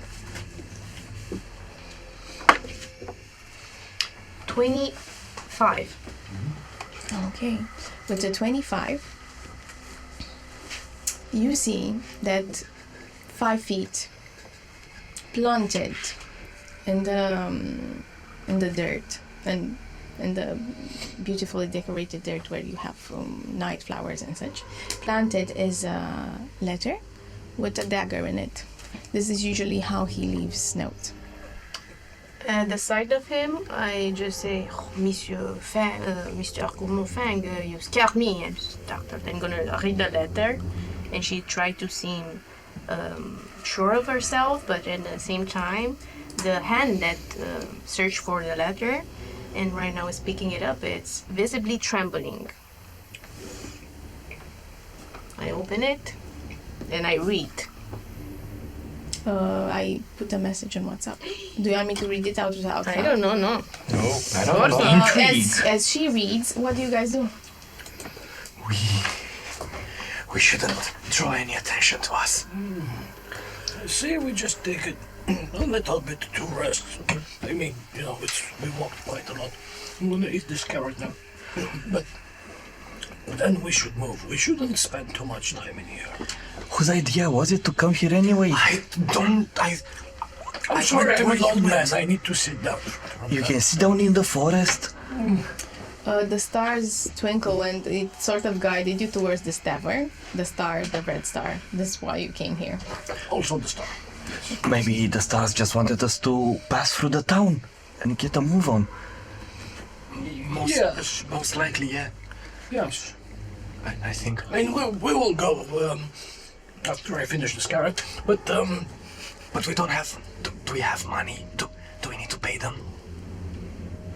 The carrot you brought, I assume. Oh, you brought it. And have you had any drinks, or do we have to pay anything? Okay. You just sat, We just- you did figures okay. to sit on the we'll just and take witness a all moment. of the interaction with the and whatever everyone drinks and the vibrant. And we don't even know what currency they have, right? Yeah. Okay. We can stay for a bit longer so that we You don't can draw give me a attention to us. perception with a high DC if you want. I want to do that. Okay. With for the high cur- DC, With okay. for the currency. The DC is 18. I mean, not almost, but 15. Some coins. Oh. Silver probably. It's You 19. passed a lot. 19. Oh. Oh my! You even heard, take this 4 endus and here's another one for you and your wife. Sorry? And those. Endus, like someone passed in a conversation where they're tipping Bartender. the barmaid or the fleur, the barmaid who's extremely beautiful, draw elf with a mask on, half a mask, or the bartender. Here's 5 endus and 1 for you and your wife. So endus is the currency. Endu. Endu. Endu. One endo, please. And Endu 1, endus 2. Endus So- 2. I mean, we'll just stay here for 5 more minutes and see if the stars Give me a perception. shifted their place. Can I think about what Marty said to me while we were alone about the Yes. Yeah. To recall. to recall the Okay. I will 7. not make you suffer. I will just read it to you. So. You can write it. I mean, Oh, okay. Perception okay. is a dirty 20. Okay. I think we're past that moment. Perception is a dirty 20. Okay.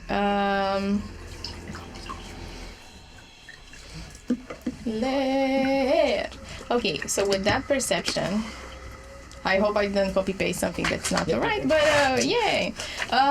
You're still charmed, by the way. So with a dirty 20, you clearly see outside 2 free individuals on the other side of the window, just peeking. One is red, one is orange, and one is this light blue. One you recognize is Martis, is the handsome featured apparition, with the pushed back hair and a lot of cuts with gleaming eyes. Same gleaming eyes are also present in the one next to him that has her hair covered in this beautiful ornate headpiece, sort of a cloth of silk and jewelry just dangling and gleaming eyes. And then next is of a light blue but doesn't seem to have the same consistency. It has a headpiece that ties her head, the top of her head back and curls the shorter length, and with an ornate jewel that looks like a crescent moon. And they seem to talk amongst each other.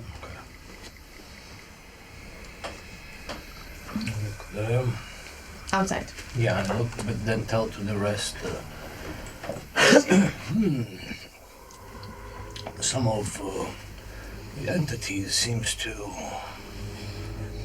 be discussing their plans for us.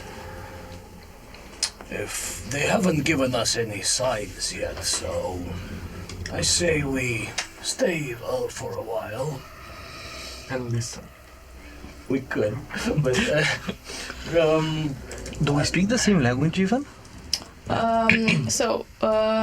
They have more of a dialect. When they speak, they have a dialect, but sometimes they speak in Elvish, which sounds a lot like Latin. Which we don't know. I don't know. Well, you don't know. But because people are coming from all over, there are several mixed of nocturnal creatures, half vampires, half beasts, half elven. It's I would whisper to you, just in case they recognize our dialect, we should talk funny. Okay. I have something to say. Good. We need some help with our mission. You know? We need try to say something else. When he talked to me, he told me that we need some more people. And I take 2 pebbles and put them in my mouth and... okay, let's go do. That's clever. That is clever. Let's not order anything. I'm sorry. Let's say we're waiting for people. The baby-faced moon elf just passes you guys with intent, but then he gets distracted as Flor, the bartender, just not bridesmaids. What's it called? The one. I will Waiter. help you. The waiter, yeah, passes by and Waitress. calls Ugo, and he beckons. I don't know poorly. So I say we stay a little bit more, let the entities finish their business, then we should move. Funny you say this. The window near to you. Wow. Yes. Marta is just beckoning you. And you see the entity that spoke to you that you thought is female is just her holding her temples, just massaging them.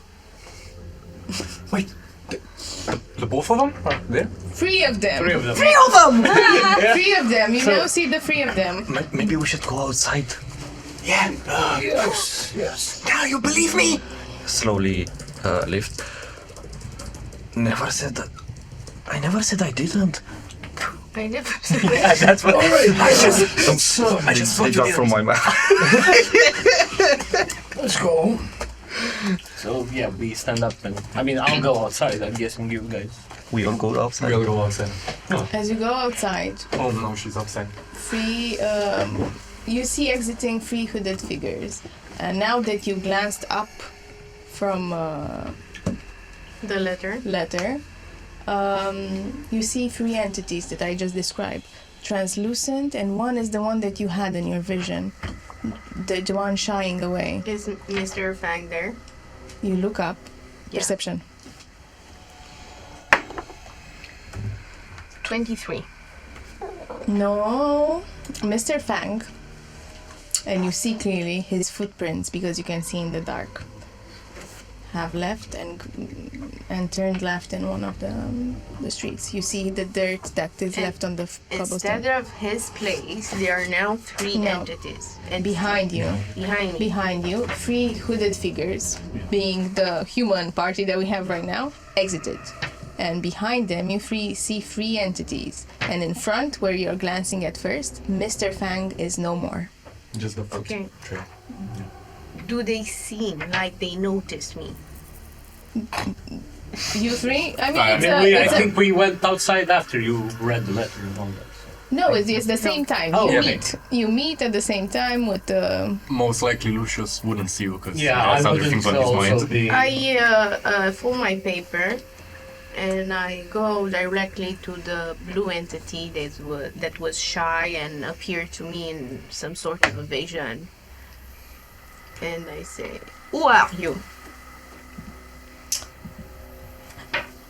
Hi, I am Lunai. Lunai. Lunai. You're not sitting straight. Okay. Can you just speak to the others? I look at the others. But then you also see the three humanoids with the Do I notice that there are humans, or do I see? perception. Hooded figures. Please. With the 23, I assume the other one. Oh, okay. Now it's just a 17. Yes, they're definitely humans. They smell like humans. Oh no. You smelled human We did flesh not take a before. bath before we left. That is no Have I way to smelled? to a celestial. Have I smelled humans before? Yes. Sometimes, but you don't eat them. I know this.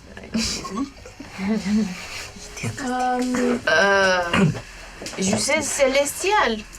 I mean, I don't think they're celestial. No, just does the trick of the mind. Are you celestial?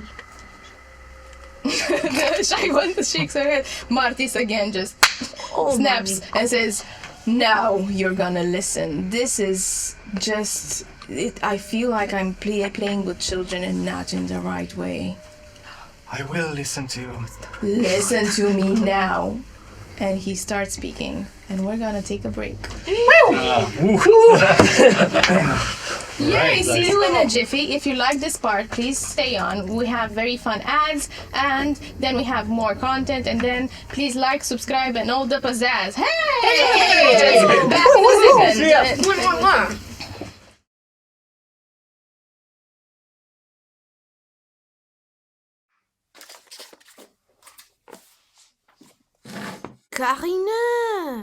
Karina! There's someone there?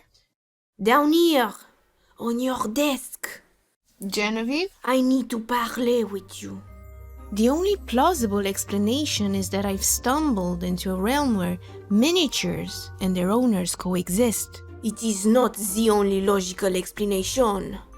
For example, you could be hallucinating after being hit on the head by, say, a baguette. Was I hit in the head by a baguette? Don't be silly, no. Now, on the quest at hand, the cleaning. Wait. What? Did you get painted just now? Mais non, I don't know what you're talking about. I was always like this. A few seconds ago you had no color, and I'm sure you had none of these beautiful highlights. But no, that is just part of my charm. Insight check.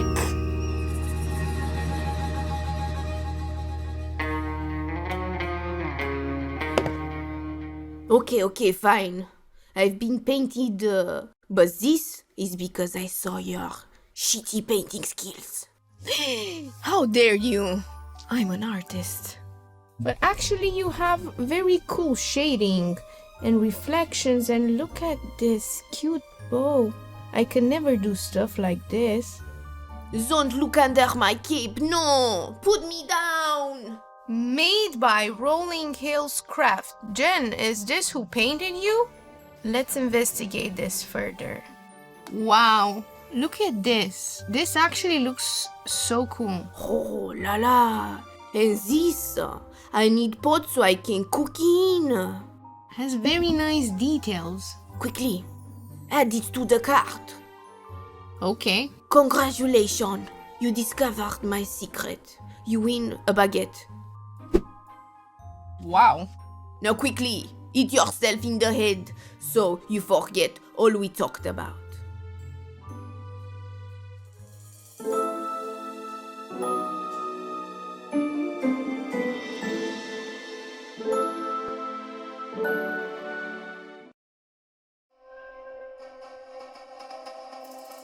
Like and subscribe, dear viewer. Like and subscribe. Not that I wish to imply you've been sleeping on the job. No one is more deserving of a break than viewers, but all our efforts on this channel would have gone to waste unless, well, let's just say your moment to like our videos has come again.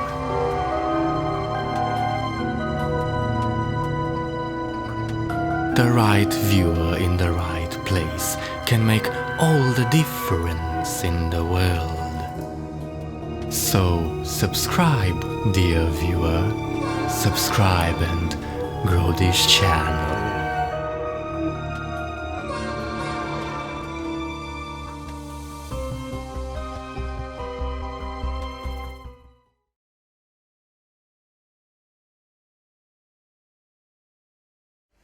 Welcome back. We hope you enjoyed our very funny ad, and it was short. Haha. And let's jump back into VIM, the Tale of Immortality, second part, where we left off with Martis wanting to say something. Children, listen. You also. And you see before your eyes this translucent, reddish humanoid. Almost like a projection with pushed back hair and cuts and gleaming gold eyes.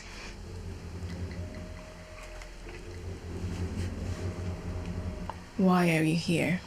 It's because of you? And he turns towards one of his sisters, Lunai. The translucent pale one, the one that came into your visage. She nods and then hides a little bit after a building.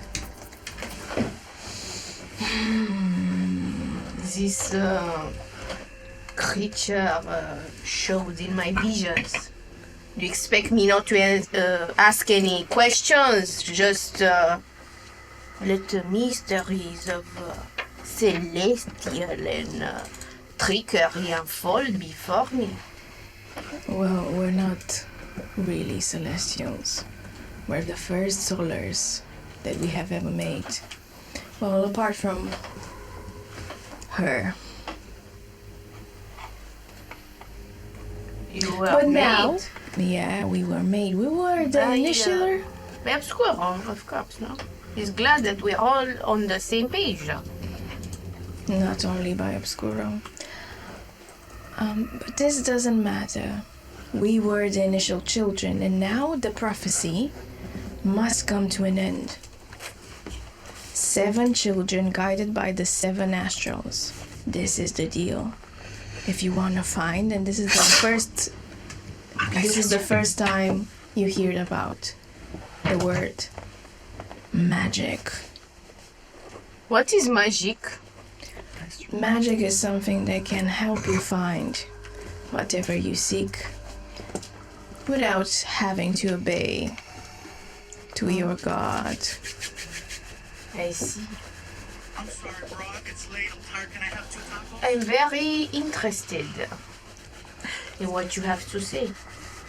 Well, help these poor souls. Do you think it's fair what's happening with the humans? And he gestures towards the 3 hooded figures that you smelled earlier. They reek of human flesh. My affairs don't interest me, and to be frank and honest with you, I'm not up to speed with their whereabouts and what's happening to them. Are you okay, guys? Ça va? I can see by the look on our faces that we've been through some rough times. You're hooded. How can I see your visage? Well, you have some catching up to do, Lucius. They disappear. He disappears, and then Mercury, the orange apparition that has covered her covered hair with jewelry dangling, looks at you and she says, "My child."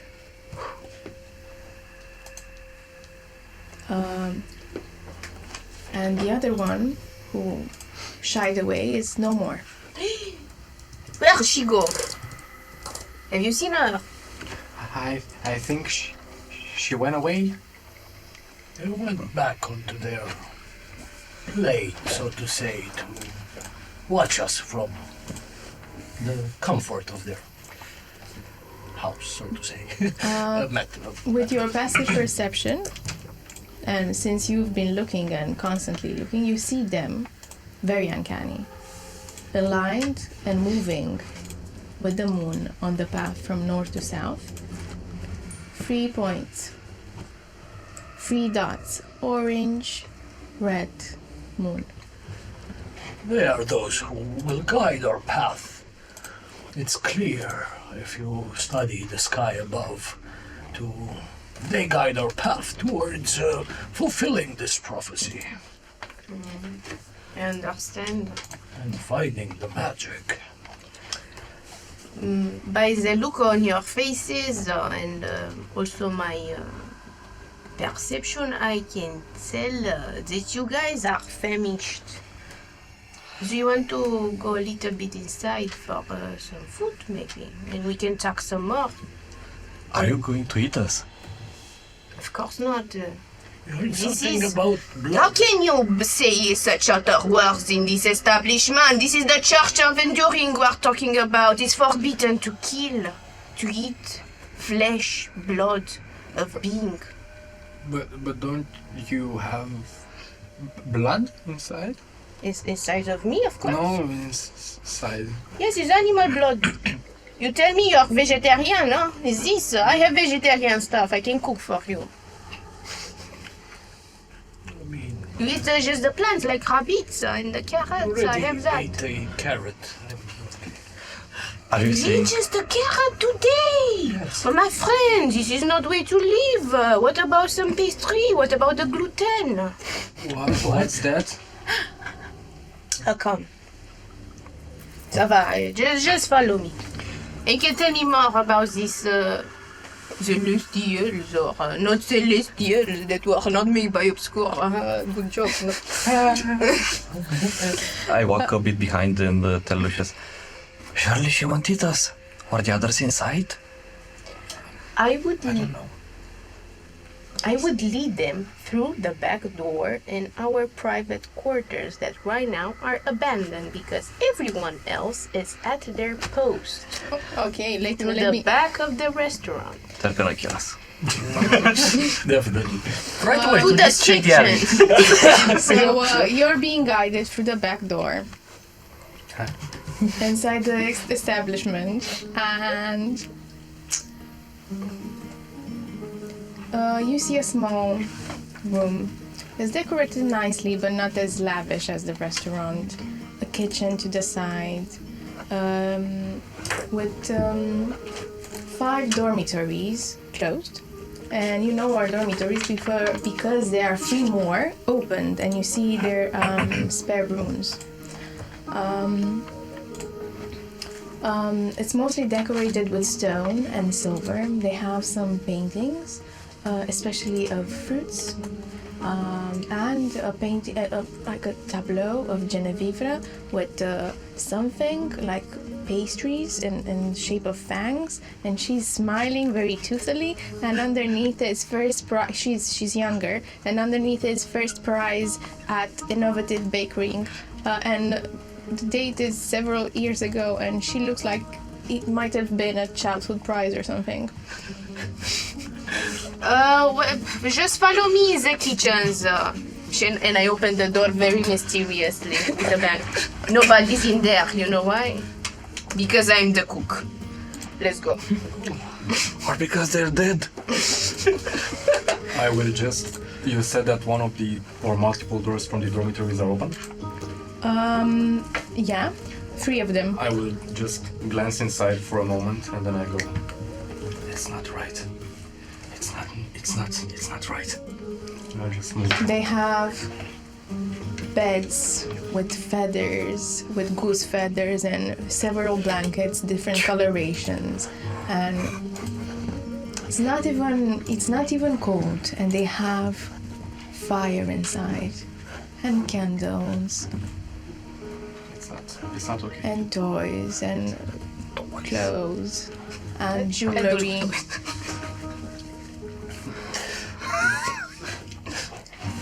Bubbles, trinkets. Why are you lingering? Get inside.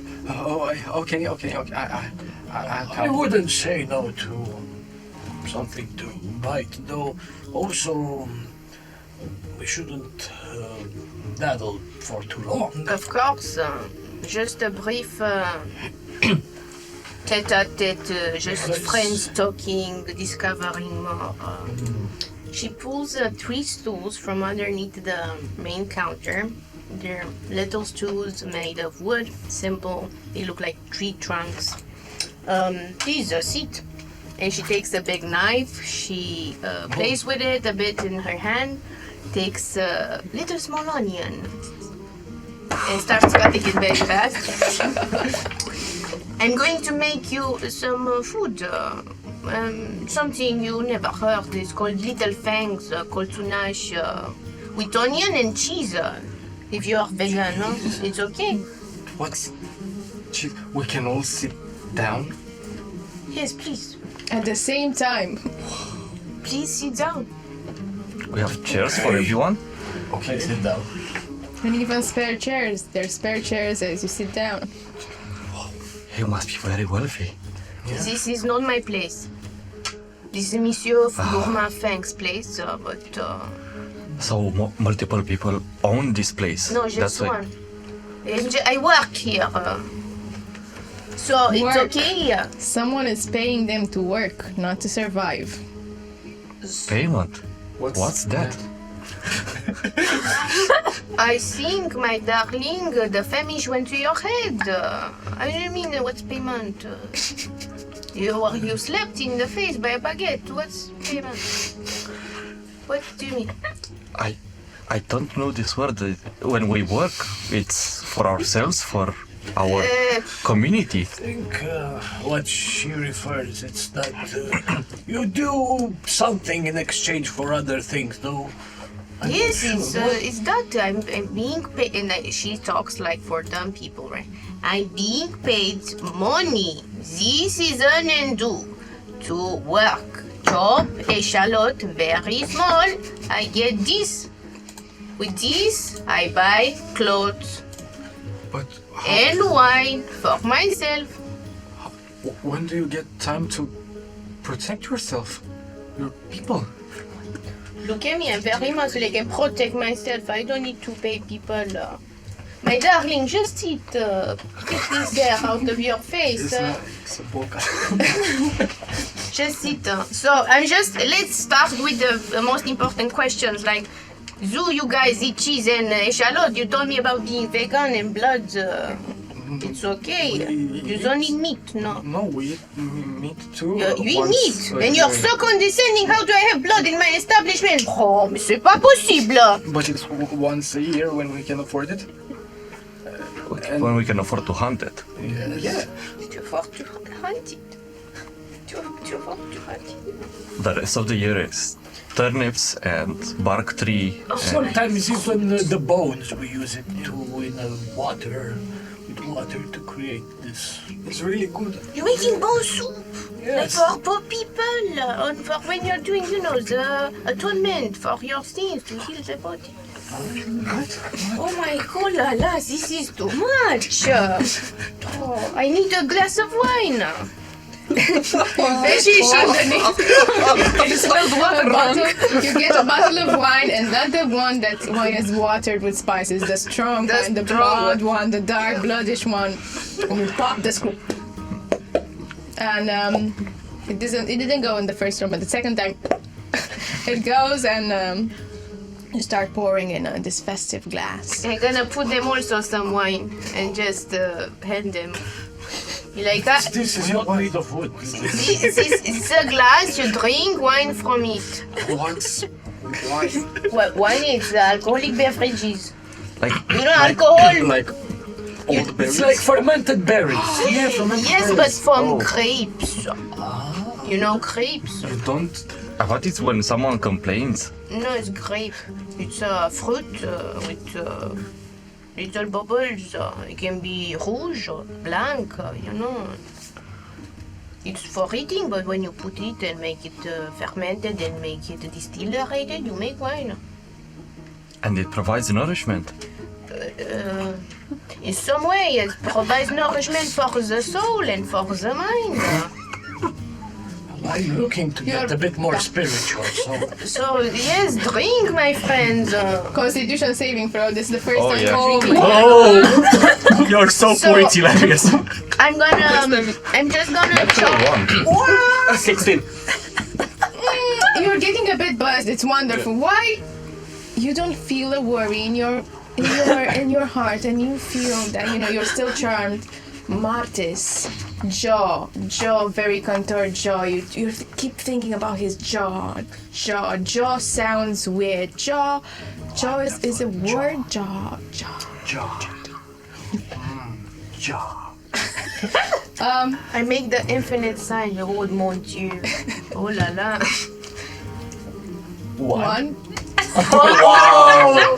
You are such a hilarious. good boy, Gregory, that have never even put your tongue on a fermented berry, and this hits you right inside of your mind and soul, and it's so sweet and tasty and nourishing, and you gulp the whole thing. No, this quickly.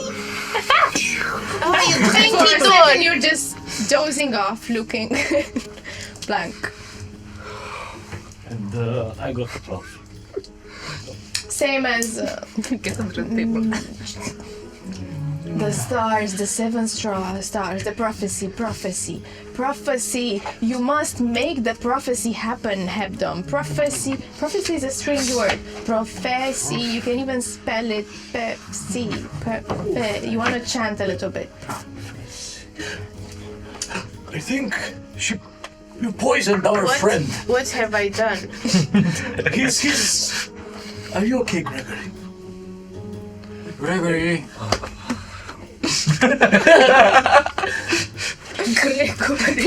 Gregory. No more people from the green well. This is what she hears. She's like, We just say Gregory and... Yeah.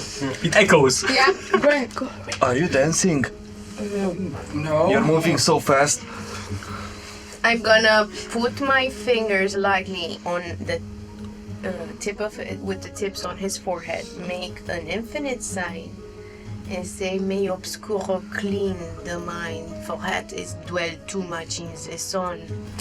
Close my eyes and focus on my fate for obscuro, and try to channel it through this person, this poor person that I have just met, and buzz to a coma. What do you do with her hand? I press my Cast forehead. guidance on him. No, it's not for guidance. It's for the. It wasn't for guidance. Oh, do you have a spell? If I recall, I can do the something with a bit of healing. If I sometimes, not all the time. Minor restoration. No, it's like a custom spell. Oh, let me see. know But that in easy. the meantime, as you do this, what do you want to do?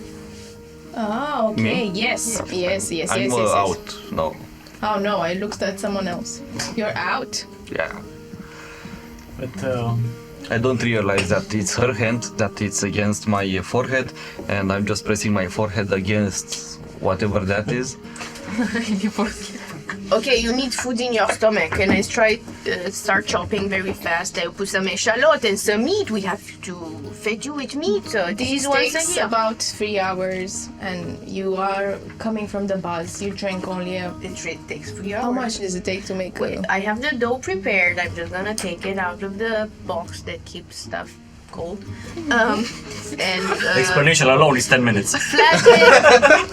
flat it with the rolling pin and try cutting very fast and make pâte panache with a filling of meat and echalot and just cook it. So I think it's like 45, 50 minutes. 45, 50 minutes. The buzz is wearing off. It's not completely off by now.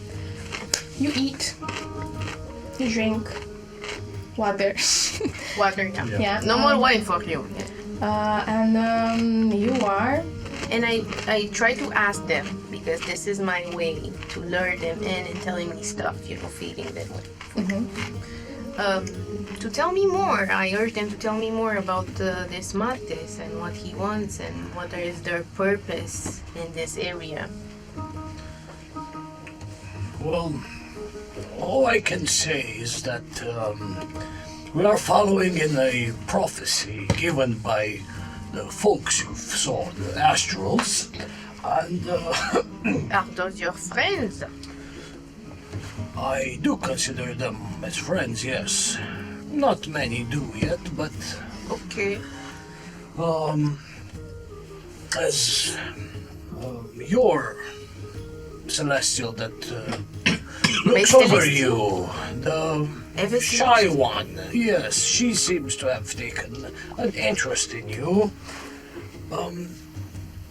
She said about magic, that thing that you can find in order to be free, so to say, of and to do. So each of us have a friend that is celestial. Give me an intelligence. Intelligence check. 8. The infinite sign upward. Wow. Before it touched wine. Yeah. I mean, you felt something powerful when you look at the moon, but celestials. Très. No, not necessarily, but you don't recall that she connected with you, and I at least you don't understand. Not necessarily recall. It has been some weird sign, but you don't understand what she wants with you, maybe? And as I clean the dishes, I'm like, what is your plan now? Where do you want to go, eh? Into the midnight forest. May I ask why? To find some answers we are looking for. Yes. To what question? How to better our ways. So you have a plan? Yeah. More or less, yes. We need to find a place of great importance to those astrals and to us as well. But we need. In the midnight forest, a place. But we need some people to help us. What is it called, this place? It's somewhere in the Tomb of Time. Did it happen? You heard of such a place? You have not heard of. Give me an intelligence with advantage, since With advantage, oh my. No, it's okay, that's yours. You need it more than me. The pink die. Natural 20. Okay. So for the total of 19, because I'm stupid.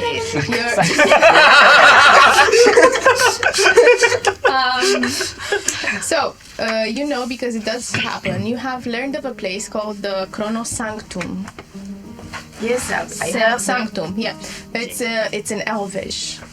The translation of that would be the Sanctuary of Time. The cemetery of time. Oh. Tomb, cemetery, close enough. Mais non, c'est pas possible. I'm going in the same direction. And the fates have aligned, it seems like. Well,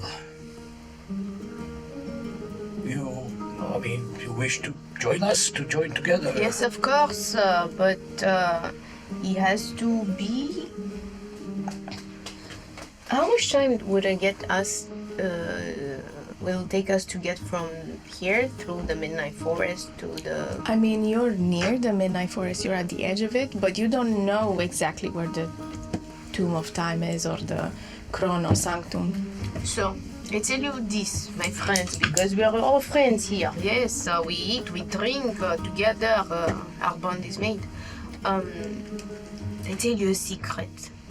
This place you speak of, The Chronos Sanctuary is called. And tomorrow night, its gates will be open. Tomorrow at night, you say? I know for certain. Interesting. We travel together. We have no time to waste. Let's pack some goods and go. Sounds okay to you? Are you okay? We still have some food. Yeah. What food? Another carrot and some Oh, please. bird. And a bit of crumbles from on the plate. Oh yeah, we put it in the Oh, honey! we put it in Don't the be bag. silly. This is preposterous. I'm flabbergasted. How can you do this? This is not food. This is caca. It's meurtre. But it's good nutrition. No. Oh, did you enjoy the food you ate? Yeah, very much. So basically, you ate this very well done, very good savory pastry with meat and veggies inside. We put all the food, the pastry with us, and I take this, and you see cheese flying, baguettes flying, like some meat, some like raw meat. Like, catch this, and we pack this, and also this, and I grab up some bottles of some stuff. You don't know what? Some of may be wine, some is Not red and a bit glowing. They have like this bottle that's almost tall, but it goes a bit triangular at the edge. This is the They backstory cook. of how Jen got fired from the restaurant. No, this is for the purpose of the restaurant. Yeah, that good argument, huh? Yes, it is. I You had to don't know say. my backstory. I leave a note, scribbling in a corner, very suspicious. Pack it and put it underneath one of the doors. Mr. Fangs. Okay. Fuck you. I quit, yeah. I'm gonna text you what I'm saying. And now we have 10 times more baggage than we used to have. So traveling late is not an option anymore. I mean, it's traveling with food. Go on. What do? You step outside. I'm gonna take a. When we leave, the last thing I'm gonna take will be a cast iron frying pan. Oh my god, put those it are in my heavy. And that's the It's the weapon. first time you're seeing a frying pan. Yeah, it wasn't Gregory saying that. Yes, of course. So you start to leave. You go the path of the midnight forest. Genevieve is leading you. Would it still be midnight? Or Yeah, it's still midnight. Getting closer to dawn, but still midnight. And as you walk, and you walk, and you walk, at the point you hear woo, woo, woo. Perception. Do I recognize the Everyone. sound? Perception. Who goes there? Must have been the wind. Where are you? 11. I will not roll with this anymore. 18. 17. Okay, with an 18 and 17, you see approaching something shadowy, small, that goes. It's a big dragonfly, and rests on Gregory's shoulder. How big is it? This big. What the? You know, this is the midnight forest creatures. Are they dangerous? Dormant nature. I mean, if you know. I know. So they're not dangerous towards you. You don't know about humans. I slowly take out my bow, Yeah. Okay. point it towards you or the creature, you don't know. And I say, don't move.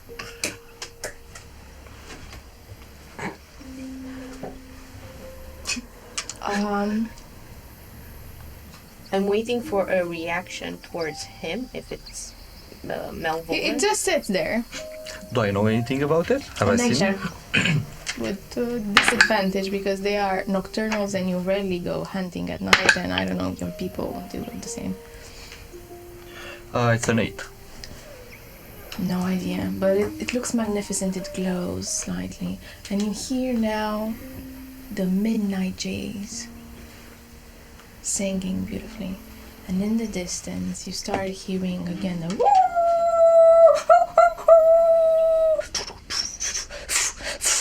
you hear feathers, and something is coming closer to you. You see in the distance something, it's running, flying. You don't understand. Is it a beast? Is it a human? You can barely tell with those low perceptions. You two can see it has a beak. And we're moving to a new scene.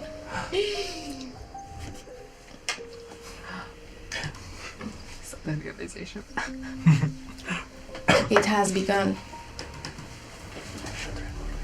You hear the horn, the drums. Ugara uta shava si fa ugara ida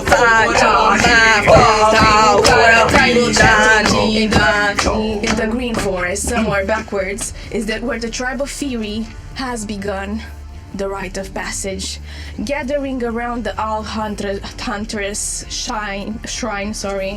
Smoke envelops you, and you can barely see. And please, Rareș, give me a perception.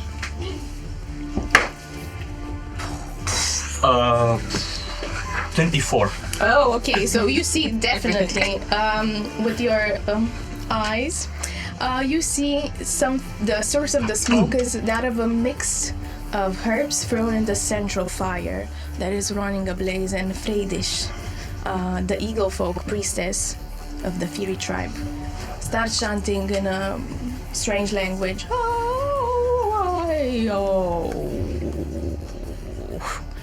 Fire turned into smoke, like the veil between childhood and adulthood. As young cubs grow into wolves, you must step into your true beast form. She hands you something to drink, and with that perception you can see it's a dark coloration substance. I recognize it from my earlier adventures. It's almost black. Yeah. And you smell it. Do you know how power smells like? Yes. How does it smell like? It smells and tastes like honey and wormwood. Okay, this doesn't smell like this. Smells like iron, blood. It's most probably human blood. Okay. Well, I do know the effects of it. You do know. So, as I drink it, I would let half of it spill in order to try to keep some of my faculties. Okay, but this will affect also the consequences. But you have the lower DC. You give me a Constitution saving throw with advantage, because it's something that you get advantage to. It's a 24. She continues. 34? 24. 24. Definitely. You can even, with that roll, you can even try to drink it and see you can take it fully. Okay, in that case, like if I do feel like it's no longer the same mind-altering effect, I will very greedily drink it all. For a second, your vision gets a bit blurry, and you get woozy. You do not gain the poison condition, so you do not have disadvantage on saving throws and ability checks, but you get a plus 10 to athletics check for the next 10 minutes. And Freydis continues. By the coil of Obscuro, the supreme beast we gather from flesh to flesh. Strength flows, strength glows. As wolves devour your prey, you shall devour your foes. She spits a little bit. For longer life you shall do this. May your flesh merge with Obscuro, the All Hunter. 1 second, as I finish my drink and I try to hold in like all of this power, I want to look a bit around like the creatures that are also undertaking the ritual. I want to try to get a feel of their mental faculties. How do they react? How affected by this do they look like? Okay, so I'm gonna tell you in a second. As she stares at you for a second before finishing, and as you're thinking this, she says, "May your hunger replace your venom. Dash, grow and name. State your beast name, and you hear from around you. Bodolf, Ulfrin, Lief, Sharach, so on and so forth, and you can see them. They're all clearly wolf folk,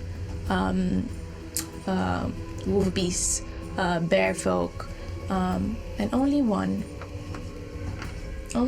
stands out to the folk that are native to this language. When you say your name, which is Shaklashak. you can also describe me your character. Okay. So he actually waits a bit out of tune as they're all yelling their names as if a bit bothered by their feral nature. Looking around, you see this creature that is rather nightmarish. He looks like a very slim humanoid that had, if you had skinned alive someone and only you could see the muscles and then reapply the skin, that's what Shak looks like really skinny, but really you can see every strand of muscle and every vein. And he is wearing a tribal pair of leather pants and also a scarf around his face that is covering his lower half.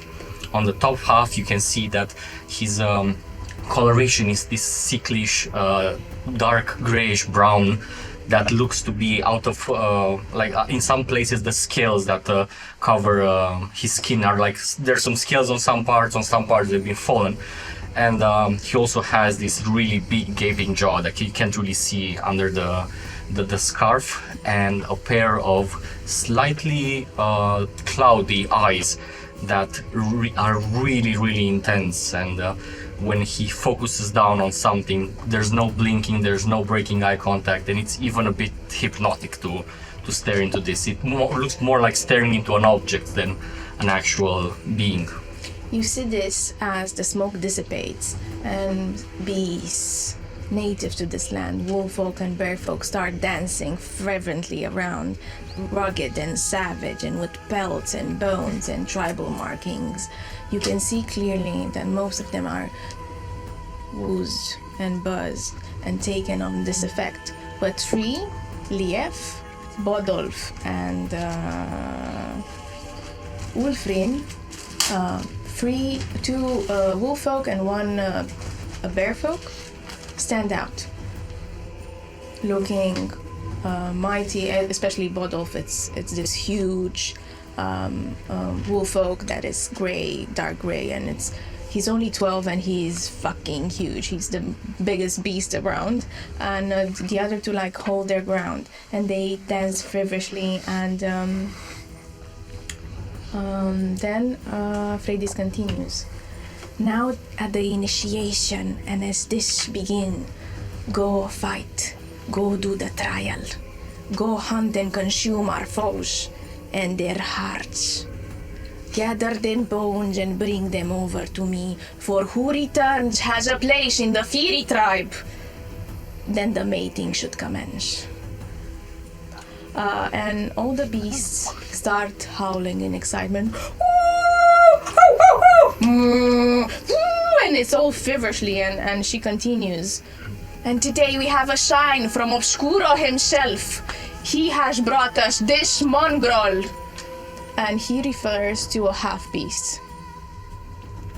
A half-raven folk that is tied to the shrine. And he looks wimpy, he looks weak, he looks mangled as he has the arms of a human and end up in feather tips.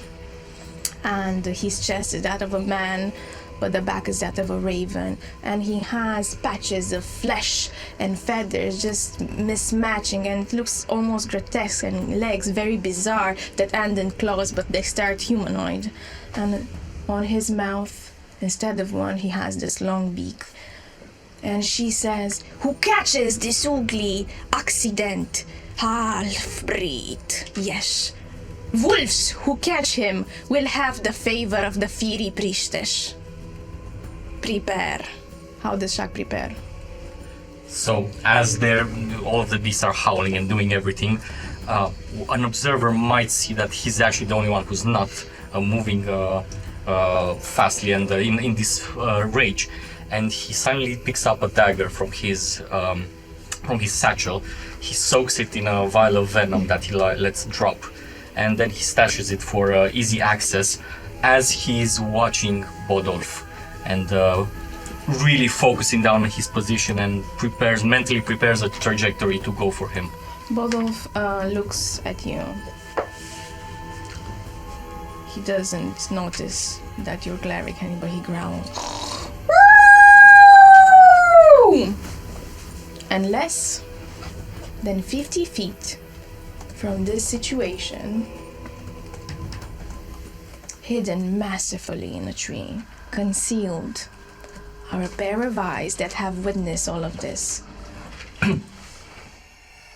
Eyes that did not flinch from the wimpy, tormented, bizarre-looking half-raven. You know his name is Yarek, and he's your best friend. And please, Brooks, if you might describe me your character, starting with the eyes. Keith is... You can see the terror in her eyes, in her dark black eyes, as she watches Yarek she's not even sure if he'll get out of this alive. Did you mention where I was? Like a tree. In a tree, okay. But you can develop that.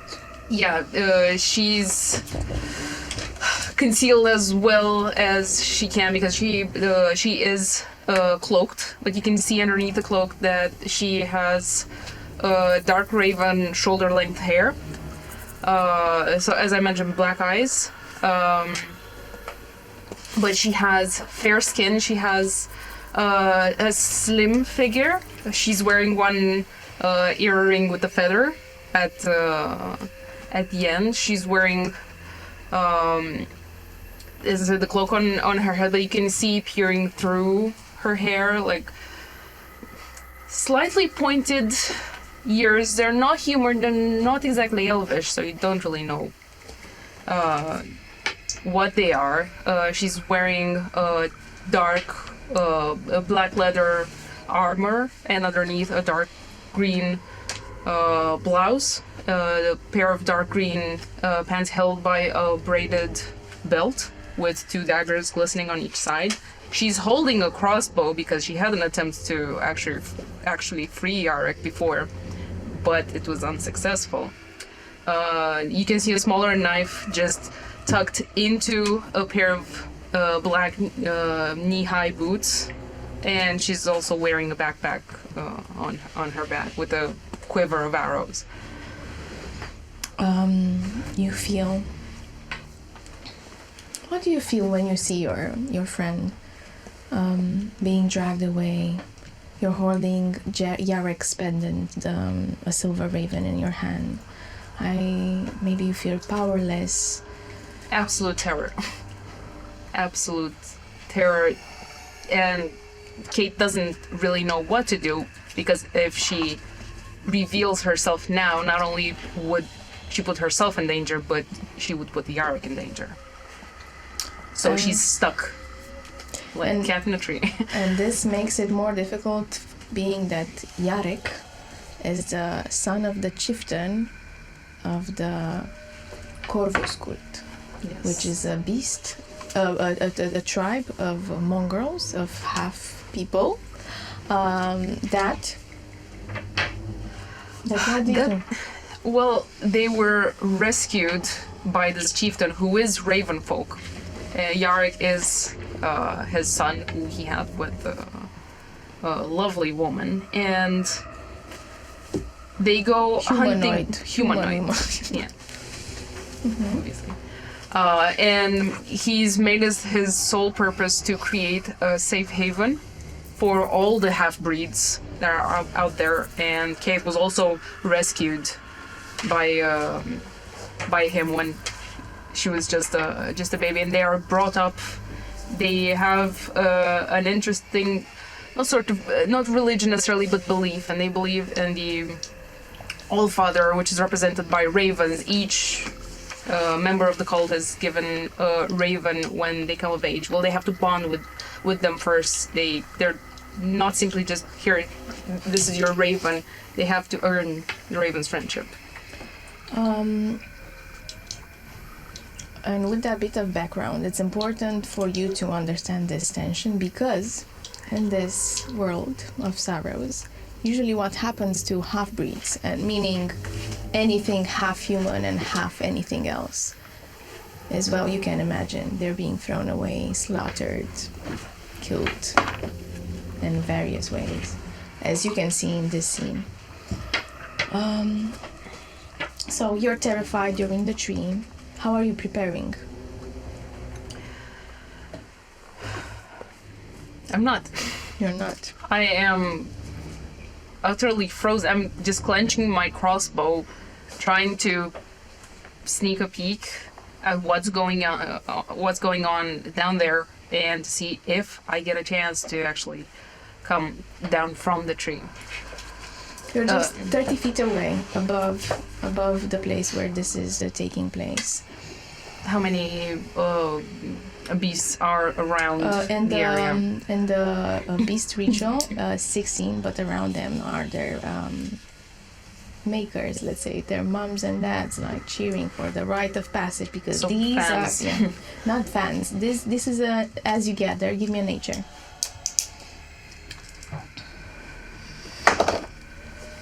4. Maybe fans, you don't know. Yeah. But the others who are like nudging them on are bigger, older, stronger, apart from one particularly grey wolf that stands in the middle and is taking part and dancing around with the other beasts. You also see the strange beast, the half snake folk, Ionita. I don't know if you might know this name. Okay. He stands out, but the others are more of the same in the same manically way. Also, you feel something in your pocket. Something curious lies down there. What's it? What's there? You feel it heavy. You feel it glimmering. I take out a piece of parchment and I open it. What do I see? It's a piece of parchment that flashes bright yellow. And on the edge you see item of Mercurius written on it.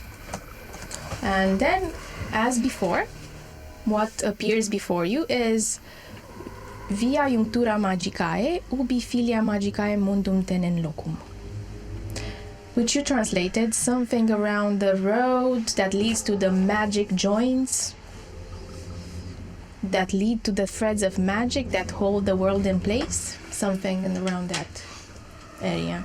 You don't know Elvish that good.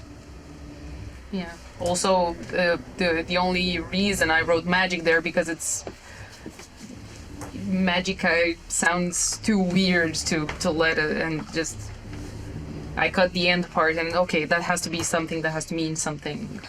It's the first time you're hearing about this. This is a world I don't know what it without magic. means. Yeah. So, It's something. It's like a boon. Maybe it's a bow, or I don't know. yeah. I tried to interpret it.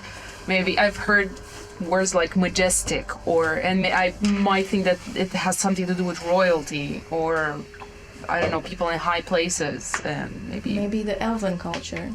exactly. But I still can't piece them together. And does it do anything? Does it? I try to read it aloud.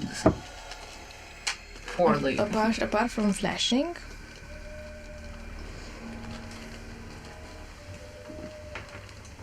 Give me an arcana. No, wait, let me use another one. Because this one doesn't like me. Okay, it's a 16. So with a 16, you cry in frustration, and one tear just drops on the piece of paper, and as you wet it, something like a dotted line appears and then dissipates as it dries out. Do I actually see that, right? I try to, when I see that, I try to maybe take a flask of water and try to drip some droplets on the paper to see if it has the same effect. You do that. How do you put the water on it? Do you put it carefully? Do you sprinkle it with your hands? Carefully, yes. First I put it in my hand and then I try to sprinkle it. Maybe not on the writing, but like... As you sprinkle it with your hand, and when your hand touches the water, you give me a wisdom saving throw. Well... What's the way? Oh, God. Oh, it's an actual 20. Oh my god, you don't take the psychic damage. So you feel you're purifying yourself as you dip your hand in water, and you feel purged, especially that you washed your hand and it was so dirty. You have sit there for a while now just watching over your friend, and you feel power in that hand, and you have the ability to cast Lesser Restoration now, one day. Wow. One time, one day. One time, okay. Okay.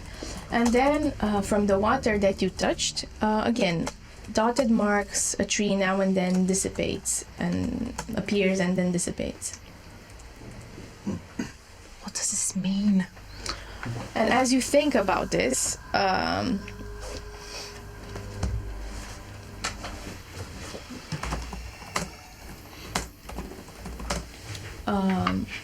we go back.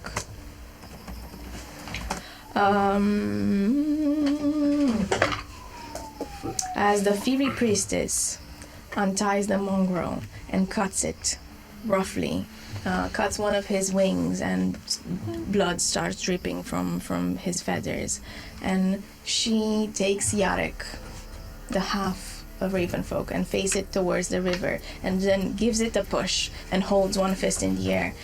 Yarek starts half running, half flying south. And Freydis holds one hand and gives him a head start, counting. And then yells, follow the abomination, kill it, finish the ritual, and through the ritual bring back your prey. Who returns has a place to live in the fiery tribe. And then the beast howl. It gets your skin going goosebumps, and your hair stands up like they howl so strongly. Woo! And they make this manic sound as everyone starts yelling "Huruz," meaning power in your language, or sort of this interpretation. And please, Shaq and Kate, give me a rollies for initiative. Roll me an initiative. Oh, first initiative. Oh my god. Shaq. 18. 18. Shit. 19. Whoa! Yeah. Unfortunately, I rolled very good, so Bodolf has a 20. Wow. Of course. Fucking Bodolf. But Damn you, Bodolf. so Yarek goes first, half flying, half running. His speed is greater. You've seen him doing this. He takes a little bit of an advantage, and Bodolf is coming after him. And first, Kate, you run. And you run and you run through the dense green forest. Where? You don't know where you're running. You see beasts running half in front of you, half behind. Shaq has a little bit of an advantage since you're 30 feet, but you're reaching in line with him. You climb down from the tree and you're in line with him. And I'm also partly obscured because we're in the forest, and I'm also cloaked. Okay, but I just want to mention one thing as I'm running. In this feral rage, and as he's running, from time to time, as he passes down one of the few beasts, Shaq very violently swipes a hand or a foot and makes them very roughly, like it treats them very roughly. Mm-hmm. As before you start running, you see this. I don't know how much is it your perception. Give me a perception.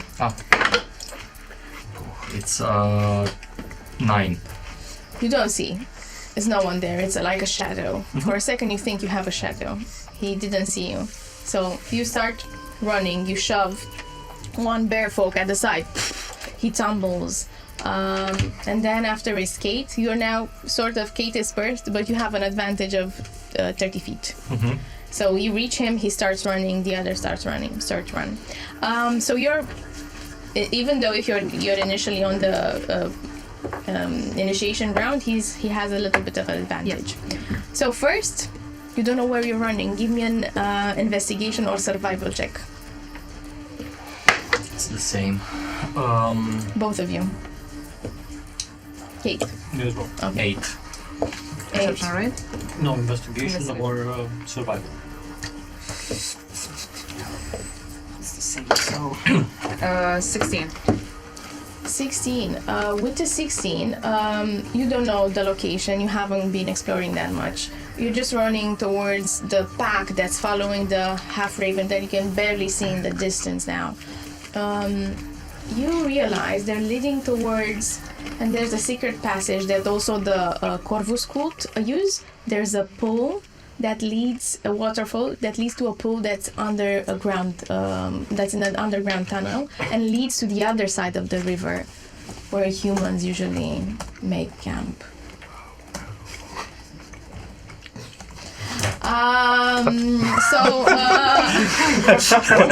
Gregory. As you run and run and run, left and right, beast start to disappear, and give me all a dexterity check. All of us. Both of you. Oh, both. Okay. When I'm saying all participants in the scene. Okay. 12. It's a dirty 20. Okay, with a dirty 20, you see it in a mile. That the other beasts are tripping over, and you see spikes just launching out of the what's called ground, and jolts and revealing deep beats, and they fall. Now, like maybe a quarter of them have fallen, including you, Shock. You can give me another dexterity saving throw to. You just barely meet the fallen under the DC. You can give me another one to just lean onto the edge. How much is it? It's a 17. Okay. And starting from now, seeing this, Shaq will always run behind one of the beast folk. Intentionally, even slow down a bit just to have someone run in front of him. So you have And a be little ready bit of to advantage. vault over. Yeah, they take the blow, you take the win. You see Lief, this huge bear folk that has this almost creamy coloration of him and big tusks, and you follow him. And you are following? I am following Shag since I noticed these spikes and I saw that he's still alive. He must be onto something. He fell a little bit, and then immediately with his strength and his advantage, with the potion being active, he jumped picked right himself in. up. Yeah. Do I see Yarek? Barely in the distance, like barely. That's good. That's a good thing. I'm gonna try to keep my eye on him, but I'm gonna try to be aware of my surroundings and to keep obscured, like at all time, to not let anyone see me. You're past the traps, and there's no turning back now. And you look and see the waterfall. Cold water just meandering and falling bit. What do you do? Noise I try to focus on Bodolf, and Bodolf is way in front. You can see Yarek, Bodolf, barely, Lief, and then it's you. I'm just looking for the shortest path possible to reach them. Okay, you are behind Lief. Lief jumps. Also, several other wolf folk jump. What do you do? I mimic exactly the same motion. When I see them jumping, I don't even look and see what is below. I just instinctively jump as well, with strides of up to almost 20 feet in a jump. And then I also try to position myself like I overpass someone, I get behind another one. I overpass them while tripping them and then going in front. Imagine it's like a rugby player that is really faster than everyone else and trying to make Push them side Yeah. and side. Okay. What do you do, Kate? Have we reached the waterfall? You're near the waterfalls. You see the wild waters just plummeting and hearing noise, and it seems to end abruptly in a deep drop as Shock is jumping. Okay. Knowing the area, would I know of any other passageway? That is that fast? No. That's that fast. Okay. You can go and maybe you can arrive 15 minutes, 20 later. But Yarek is in front, so I don't know. Okay. I try to look around. Is anybody else coming after Shaq? Yes, several. And you have, by that stealth, give me a stealth also, sorry. I thought he gave me a low perception. And also the others, apart from Lief and Bodolf and Ulfrin, who are in front, they have disadvantage on perception because they're poisoned. It's 17. Okay, good. That's good.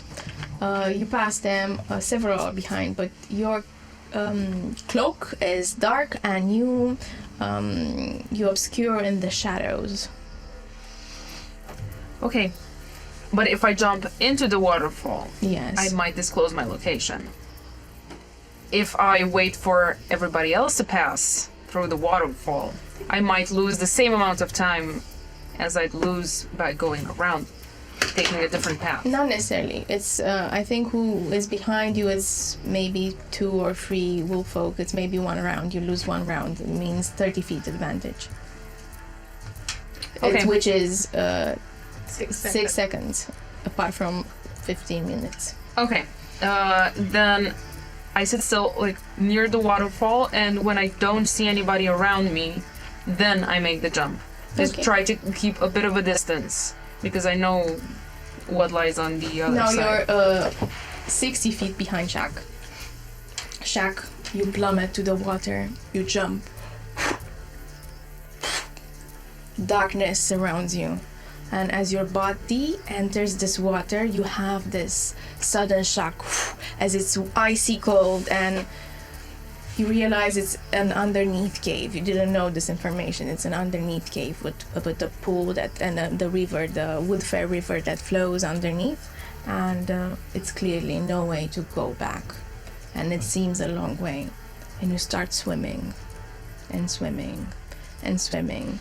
By this time, everybody has jumped. You also join. It's icy cold. Is there also an air pocket above, or is just Water filled, and you swim and you swim, and you look left and right, and you see beasts just stopping, bubbles leaving their mouths and drowning, and as they stop moving, just leaving low. This cannot be your fate, so give me a constitution check.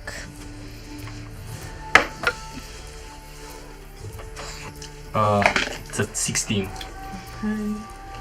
Check. It's there's 20. Whew. I think I'm used to it. Okay. The ravens did not go with you, so you know they flew above. So you're underneath the water. You can barely make it. Something activates within you. You swim. You have swum this.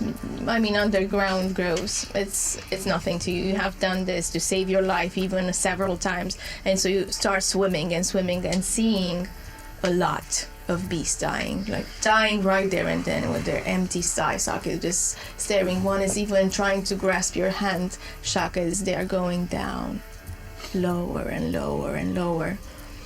Do something? I very intentionally try to stay clear of them grasping, and Shaq swings like the butterfly style in which you do this. Yeah. Cool. You even pass Lief, the bear folk, so you have a clear sight towards Bodolf. You're just closing in. And you're reaching the other side of the cave. It's foggy, surrounded by the sound of midnight jays chirruping, and you hear the sound of water breaking as clearly beasts emerge, breaking the surface, and half are no more. A dozen started and only a few remain, and immediately something smells different. Perception. It's a 9. But this doesn't interest you. Like, smells different. But give me an intelligence. It's a 19. Okay. With this, it seems that it's something that interests your mates that have started the ritual as they start going bestial and start yelling and howling in the night. Woo! And it appears as something that attracts them, and they run, and for a second, everything goes silent. And then you hear humans screaming, "Ah, no!" as wolf sounds break. Humans are now prey to be hunted. It seems like there were some campers that were trying to seek refuge in the woods. You see Lief and Wolfrin just coming with necks and bones of humanoids and so much blood. But you remember how power smells like, right? Of course. How does it smell? It smells like honey and wormwood. And exactly, you smell this coming from behind. You turn, and you see Bodolf, this muscular, big, grey furred wolf that growls at you and smells the air and then changes direction and starts running. What do you do? I give him a head start of about 30 feet and then follow suit as best as I can to hide myself and him not seeing me actually following Stealth. him along. Oh. I rolled a 2. Yeah, I rolled a natural 20, so it's a 20. You're the shadows. You emerge a few seconds later, about 12 seconds later, and you see part of this scene. What do you do? I immediately try to stay as concealed as possible. What do I see in the sort of cave? I imagine it is like underneath the waterfall. So you have. I'm sorry. You were in the cave. You swam swiftly with that natural with dirty 20, and you reach the other side, and you've seen the last bits of the beasts just attacking some humans, and then you saw the half. Snake folk, not the half snake folk, the snake folk, the Yuanti, Shak, just running after this big grey hound. Okay. Any others? Are there any others Perception. in there? Okay. I assume you're looking for Yarek. Yarek and also other foes that I need to hide from. Most of the beasts just went rampaging on humans. It's a 5. No Yarek. They went rampaging, and the only thing, it's dark, it's very agitated. Everyone is moving. It's a lot of yelling, it's a lot of blood, it's a lot of water also dripping. So they're concentrated on their prey. And also for you it's hard to concentrate because it's a 5. So most of them just went into the direction where the humans were, but the snake folk and the big wolf folk just changed direction. I want to go in their direction. Okay, you follow. And you're running, and you're running, and you're running. And at this point, you see in the distance Yarek trying to catch a breath, then Wolfrin, then Shak, then Kate following. And before Yarek, you see 4 hunched figures just looking, someone yelling, "Kipa Zidis!" I was pointing with my bow at him and say, Stay still. stay still, don't move. And I was just pausing, waiting for a reaction from the dragonfly. The dragonfly. For the last 40 minutes. No, I think It was immediately, like, it's the point where the stories collide. And the dragonfly immediately raises up and goes out of the... But then behind, you see this half-breed, half-raven folk, half-flying, half-dragging its arm. And then behind, it's a huge beast. It's a wolf, very massive. And behind that, it's something that resembles it has gray skin, and behind that it's another figure. And this is the moment where I show you the map. Oh my god! Map. Look at this map! Holy it's hell. gorgeous. Look at that map! Holy hell! Isn't it So- Holy hell!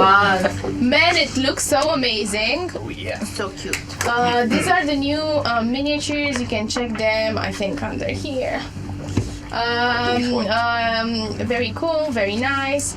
Thank you, Rolling Hillscraft, for the magnificent BBAG for this session. You also have a promo code. Check it. Okay, so let's jump into things. Everybody roll me initiative. The BBAG was not so majestic. Do we have to roll again? You two, no. Okay. No, you have it's Bodolf, Catherine 19, Shark 18, and I rolled a 90. I have a 4. okay, Gregory. You can't afford So, Rick, I'm sure in Greenwell they're clapping. Gregory. Jarek has 7, and Lucius. 1. Wow. Oh no, man. Headum, Wow. 10. We also have a 10. 10. Dex, what's the Dex? Plus 2. 14. It's 10. May I point out that I had a bow. A bow. Pointing. Pointed, ready intention as the dragonfly flew away. And then I see in my vision someone who's being chased by a predator. Who seems the most menacing? Definitely. You can roll me a nature. Kate. I don't see Kate. What do you have? It's in the distance. An 18. Nature. So shack. Wow, it's a 6. I mean, it's a wounded thing coming towards you. Maybe it wants to attack. Maybe this is how they attack. And then it's a big gray it's a big gray wolf folk. It's a beast, you know this. It's probably part of the Fiery beasts, the savages that haven't converted yet to the Church of Enduring. And then this is a half-looking raven, half-breed raven folk, mongrels as you call them.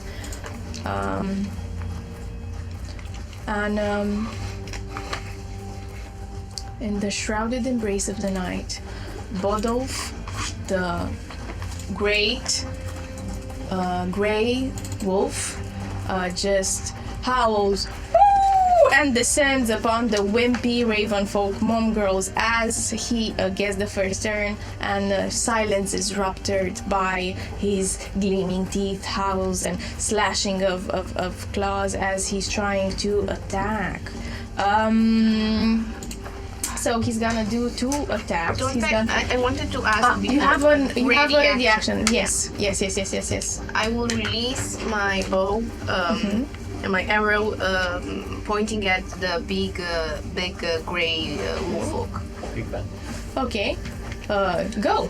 As it is dark, do I have advantage? Yes, on this land, some creatures that are fully nocturnal have advantage on midnight time, the 6 hours of midnight, on checks who require seeing and stuff doing outside.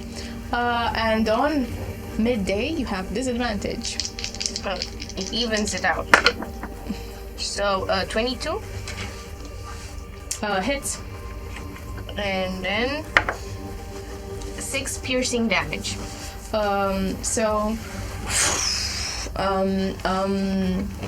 Arrow just flies and pierces Bodolf's shoulder as he growls and takes this muscular pose. It pierces and it takes 6 damage. Cool. Moving on. And I mark it as my favorite foe. Oh, we get to use the condition rings. Hunter's mark, It's my favorite foe as well. but not really. A glow, a faint glow, as you mark it with a silvery arrow made by Obscuro. A faint glow manifests around Bodolf, the big wolf. As next is his turn, and he is closing in on. I think it takes additional 1d6 damage. I think it's 1d4. 1d4, sorry. 1d4, yeah. Roll. 4. Cool. He's bleeding a little bit. as something stings him. He is just going after Yarek. And with the first attack, let me see his AC.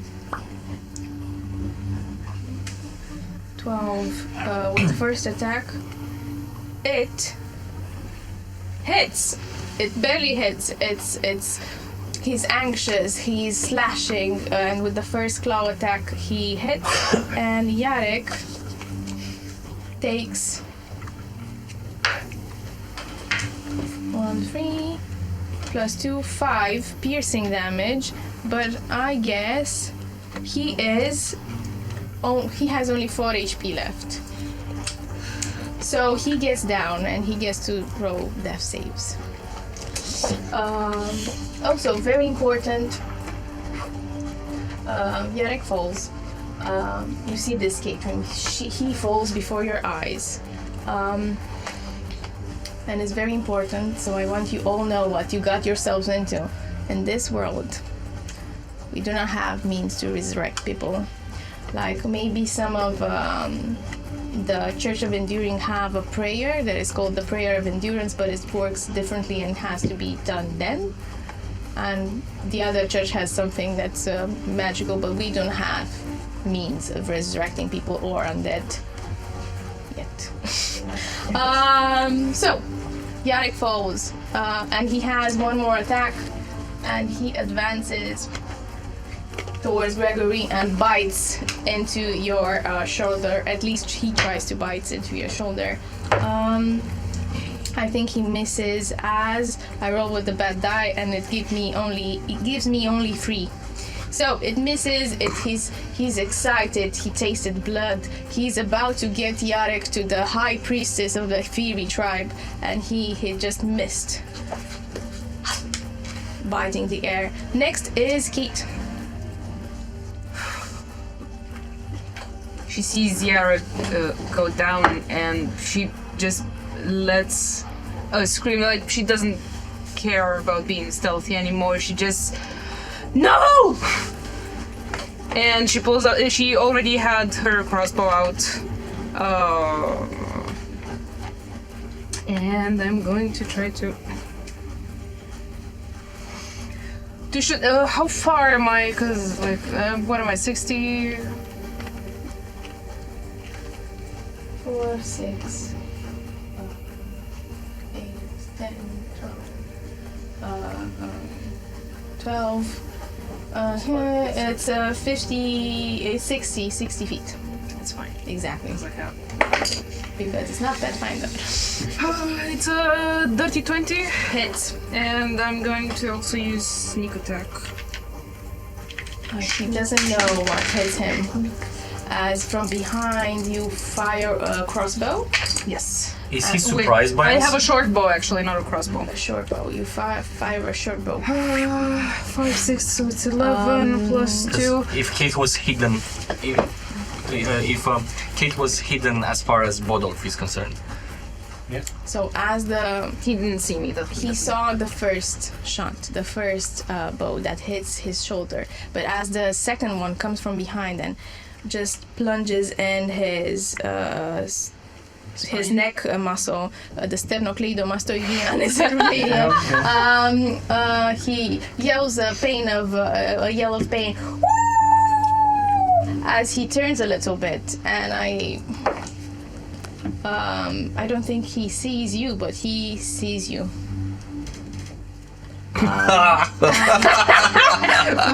Because he didn't speak, he will get to speak this round, and he says, "Brother, help me finish this."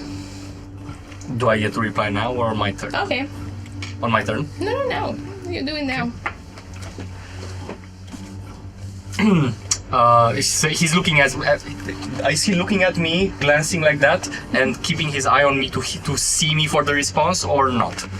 Yes, let's say he does. Okay. Ah, smooth skin, such an easy prey. Damage. 13. Whoa. Well, Bodov is in serious danger. I thought I made him very but he starts bleeding also from the muscle, the upper muscle, shreds of dark blood as he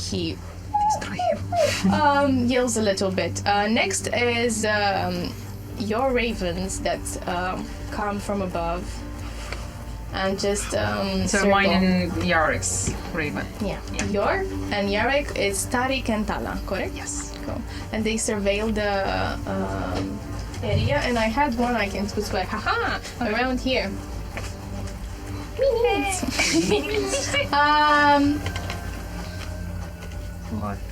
Next is Shak, and with Jen on standby. Okay. I noticed the rest of the smooth skins noticing me, right? Okay. As I advance, I actually advance towards Bodorf instead. Ooh! And 1, 2, 3, 4, 5, 6. Almost. the Almost. jump doesn't work like that. Just in Baldur's. Yeah, just in Baldur's Gate, you can extend your movement to jump. Okay, no problem.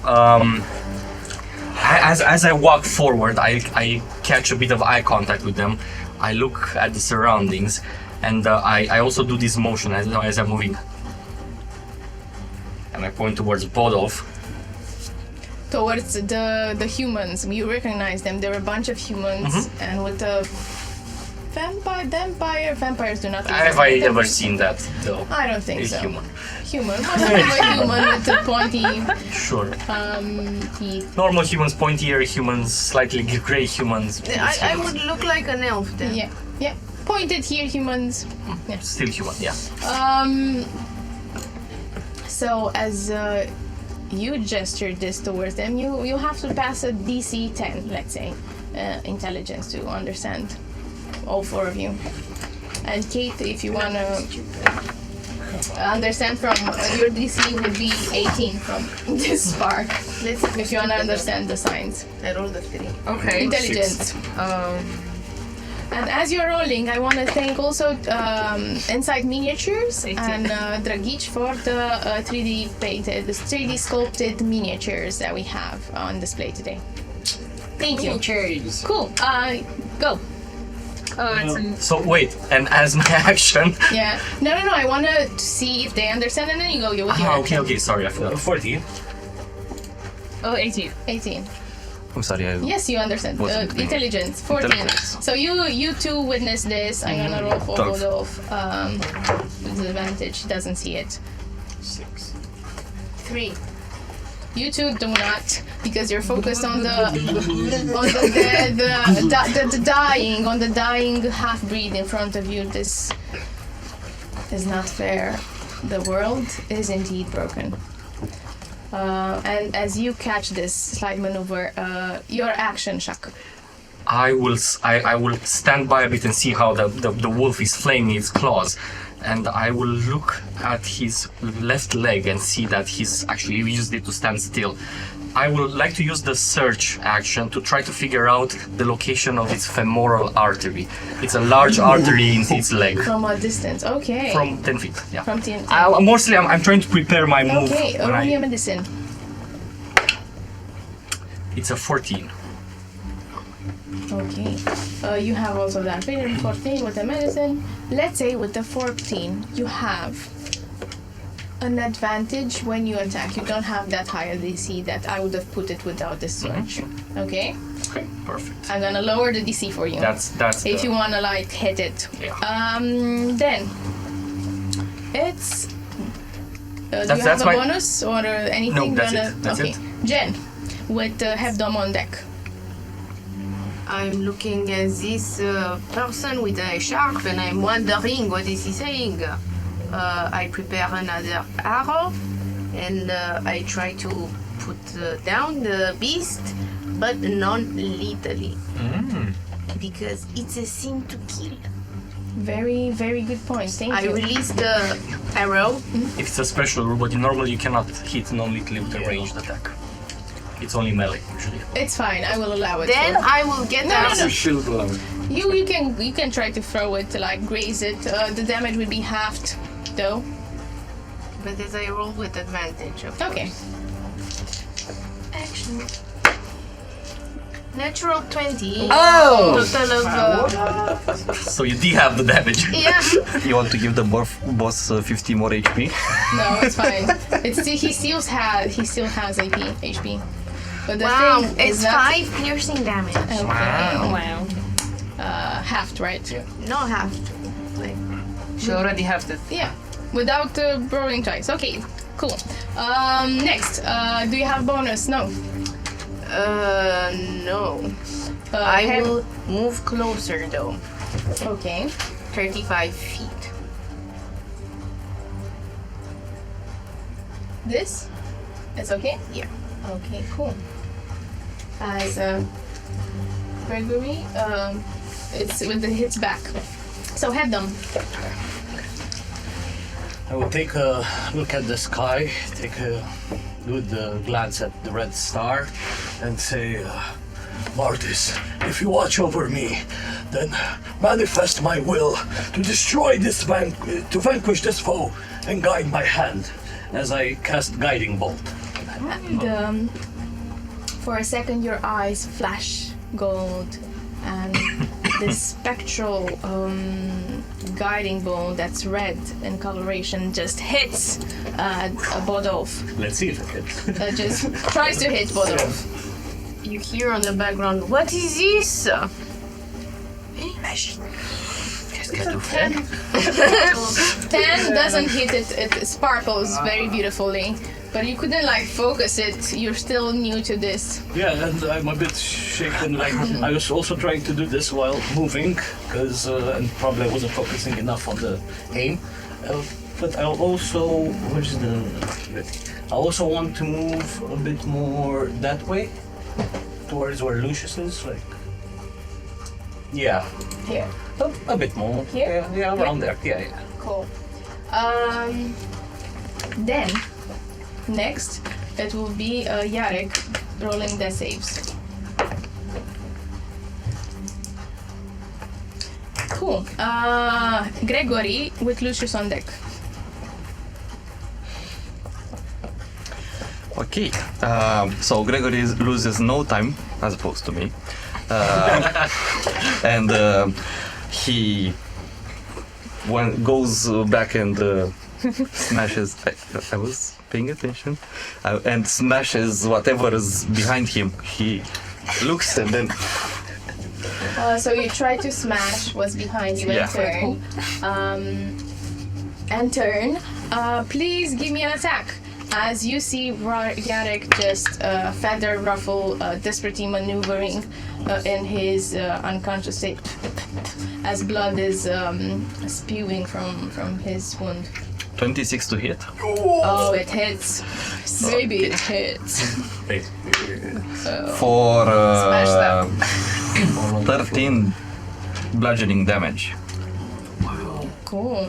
Now Bodolf is bloodied as dark blood starts to trickle on his face and wounds, also on his shoulder and his chest area where you hit him with your axe. No? Hammer. With your hammer. And part of his rib cage goes inside. Do you have a bonus? No. Okay, Lucius. I look around. I'm not a fighter. I never fought in my life. I look at Jarek. I see him unconscious. And I say, no. Half-breed or not, you're human. And I will run towards him. You're a being. Yeah. Yeah. 1, 2, Smooth 3, skin. 4, Just as I 5. said. You're all smooth skins. Could I try to using human ways of picking the wrist and Stabilize spits him? to stabilize him using medicine? Medicine, yeah. But you please describe me how you do it. And take- if I like it, I will lower the DC. I take a bunch of dirt. I look around for any type of grass because it will do. That's how I made my own legs normal after they were broken. And I will spit in my Spit, palms. damn you. Yeah, rub them and try to push my hands on his wounds, trying to stop the bleeding at least. We took the pressure. Okay, the DC is 12 now Come on, you can do to this. stabilize him. Easy increase. He gets infections. 15 plus 0. 15. 15! Yay! Jarek is stabilized. And I'll... Could I, with a bonus action, help him up? Do you have a bonus action? How much did you move? 30... No, No. Okay. no. If It's fine, you it's moved fine, 30, no. It's fine. It's fine. I would have said you use half of your movement. Okay, next. Top of the round, Bodolf. Bodolf growls as he feels he's attacked by these puny humans, and what he does is and chaos unfolds in his eyes, and just leans on whomever is in front and tries to take a bite out of Gregory first. Wow, I'm not cheating, you guys. It's a natural 20. Oh no! Okay. How much do you like I'm this sorry. character? I'm sorry. Okay. So for the first attack, that it's a bite. It's a bit lower. It's 2d4. It's a bite lower. 6, 12 piercing damage. You're down. Yes. Gregory falls down. And then for the second attack, it turns towards Jen. And you're gonna get the claw. Which is a 6. 6, 12? 13. 13. Barely misses. It claws in the air as you in the last second just jolt towards left and miss his sharp, unclean claws just swifting in the air. Gross. But Gregory is dying. Someone whips for sure in the Greenwell. All of them. All of them. Everyone wakes up. Gregory! If they knew, you have a duty. Then next is Kate. I would like to come closer because I realized I didn't use my movement last time. So move me. I'm gonna 30 move you feet. twice. Oh, that's Let's say. Here. Closer. No, it's fine. I want to have maybe move me on Yeah, the here. other side of because I want line of vision. Oh no, Jarek.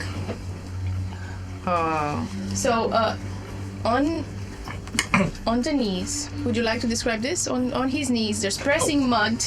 It's a man with a bowl cut, blonde man with a bowl cut. Who looks like he hasn't eaten in a while, although we all know he ate.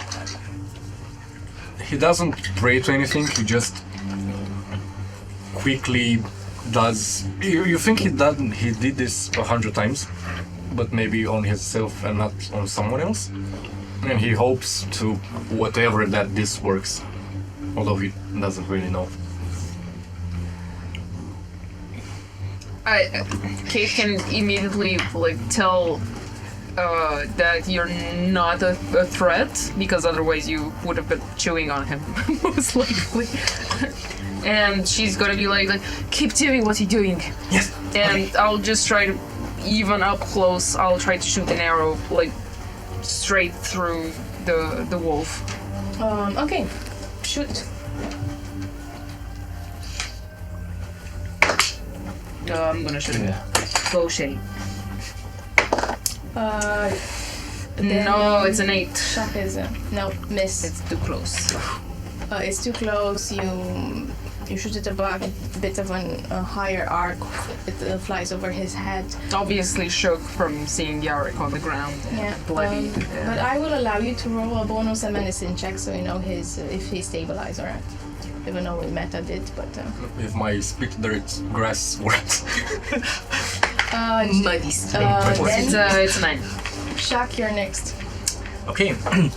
So, Shaq will run forward to about here between Bodolf and Jen. Do you? I will.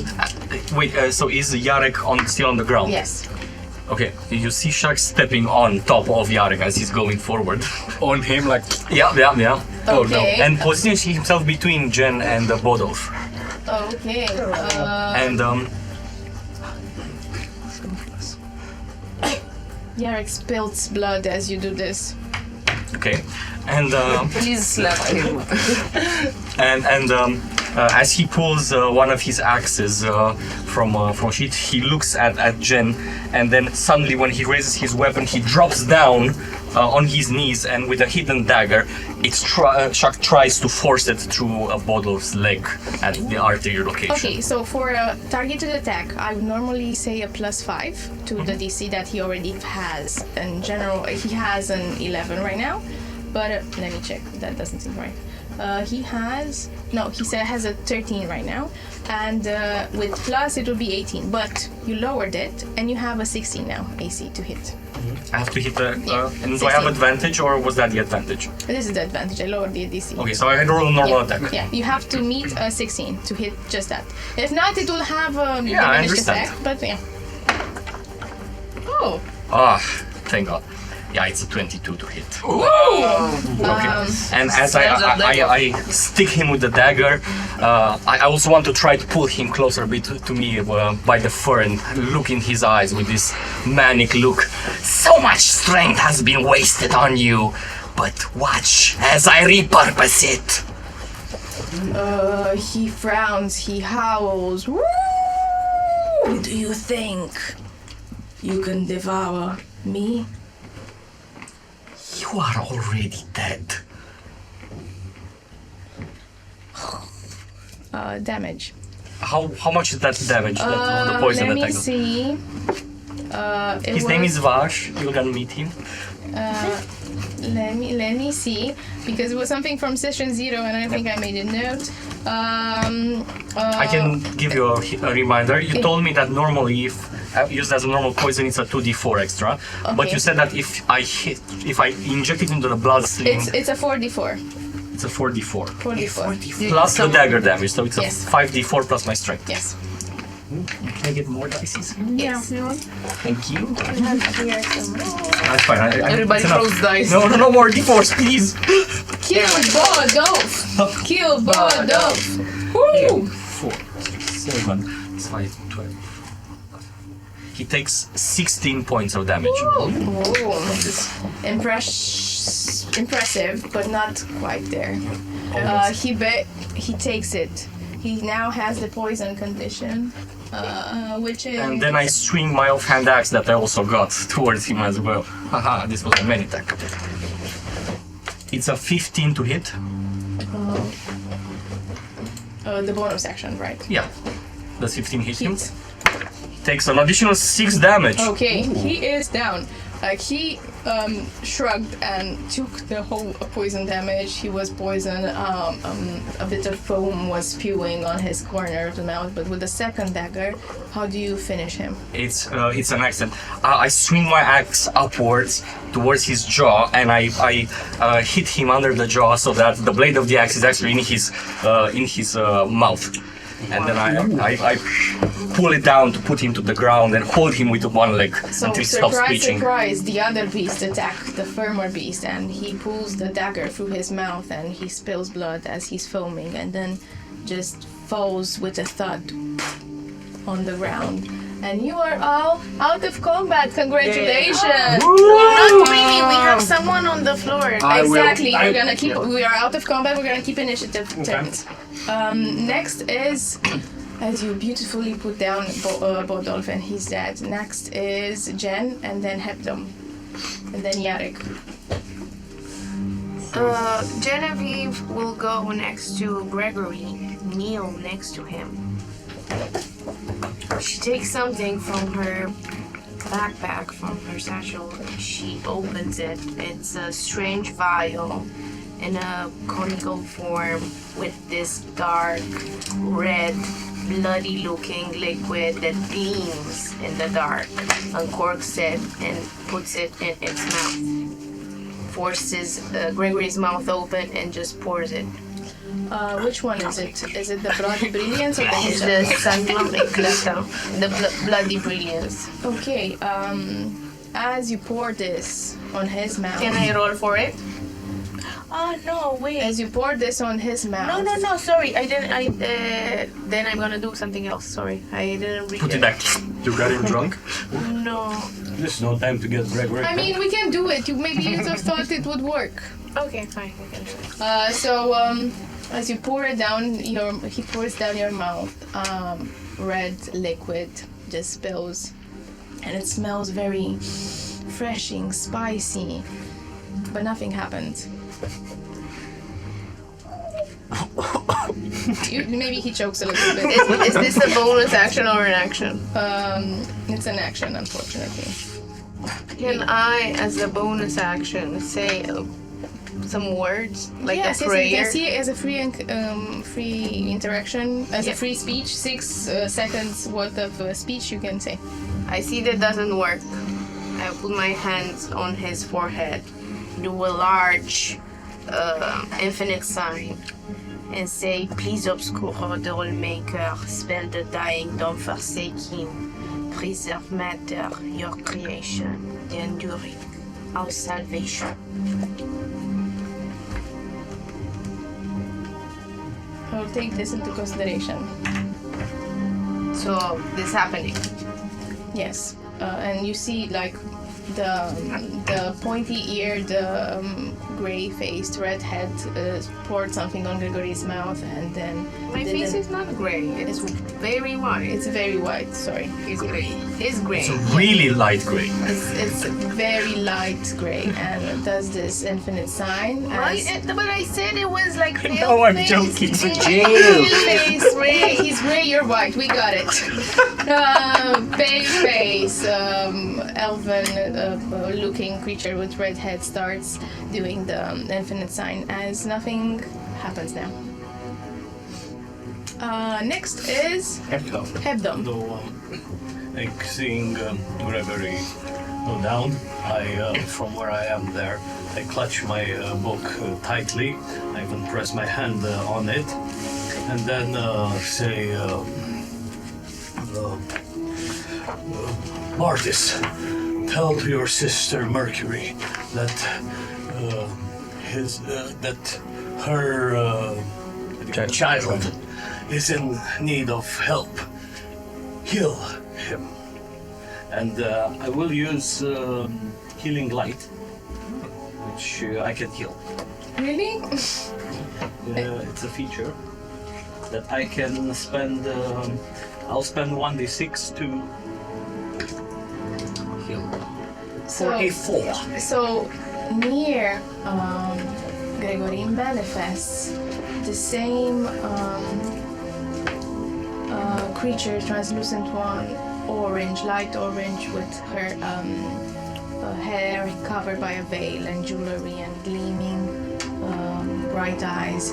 She leans down and caresses Gregory's shoulder. She looks at you, Genevieve, and she says, "Rise, my child, for you have to believe in what's to come." And you get the 4. Whoa! And can I also? The sound of resurrection. I mean, if it's possible, this was a bonus action. It was a feature. it says it's a bonus action.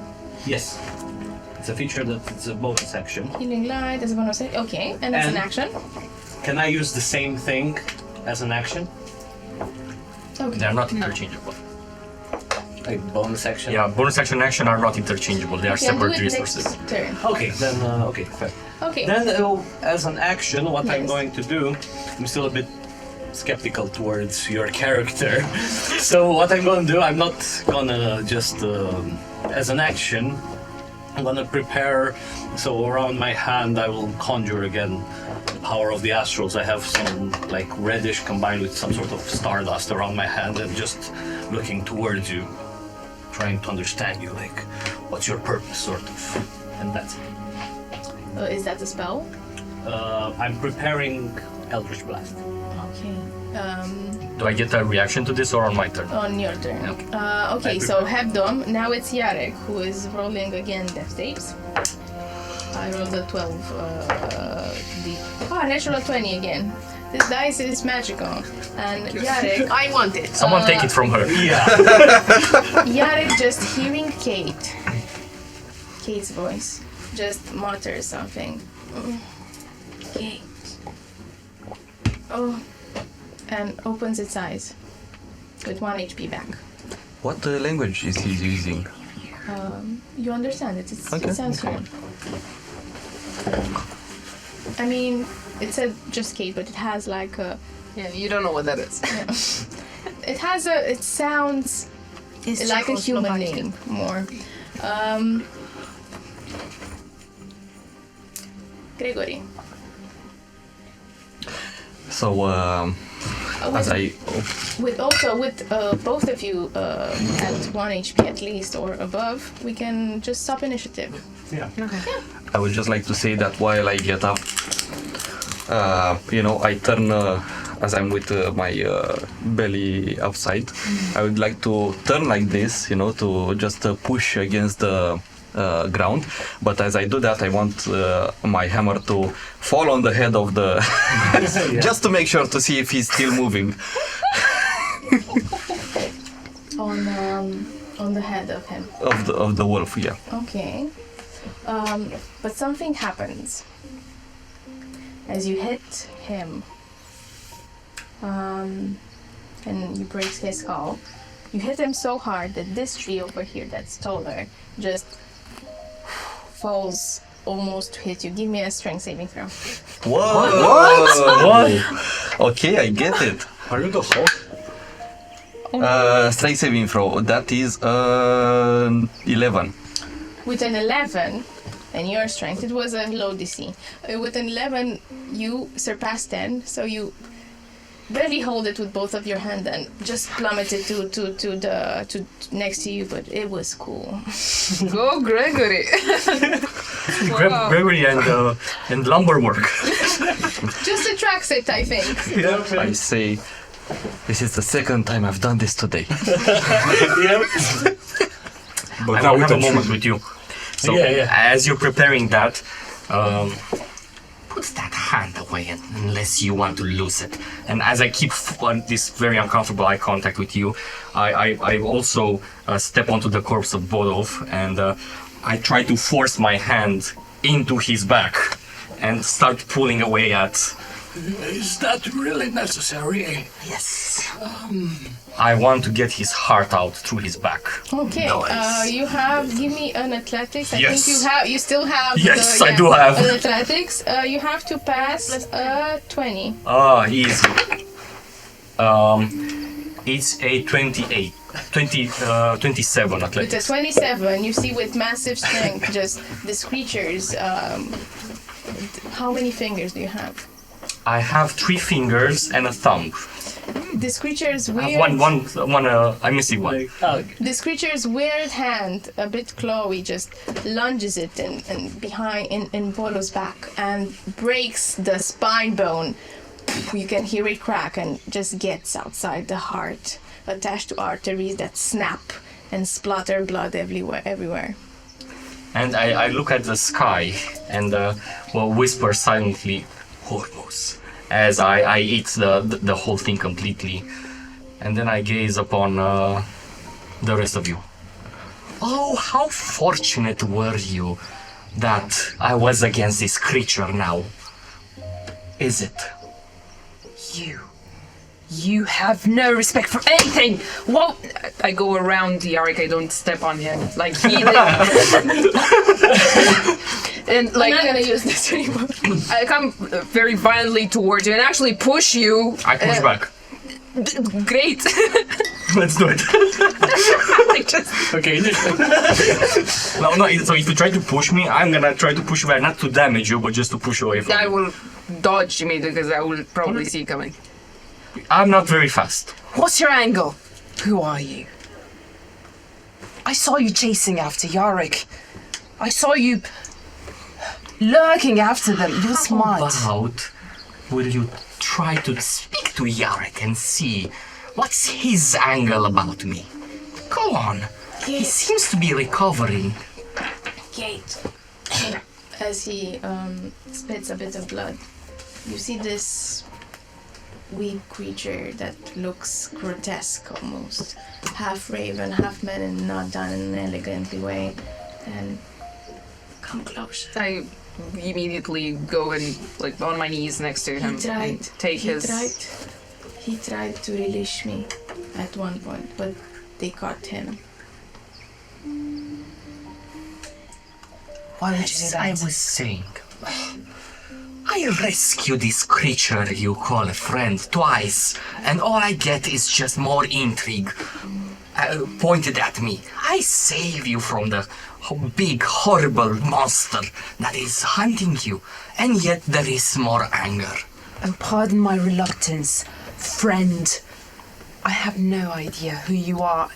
And before he could attest to this, all I saw is you dragging your dirty feet across my friend's body. I was not even sure he was still alive. Exactly. I had a shot at felling the creature that I did, and all is good. Get over this insignificant incident. Oh, like you got over my friend here.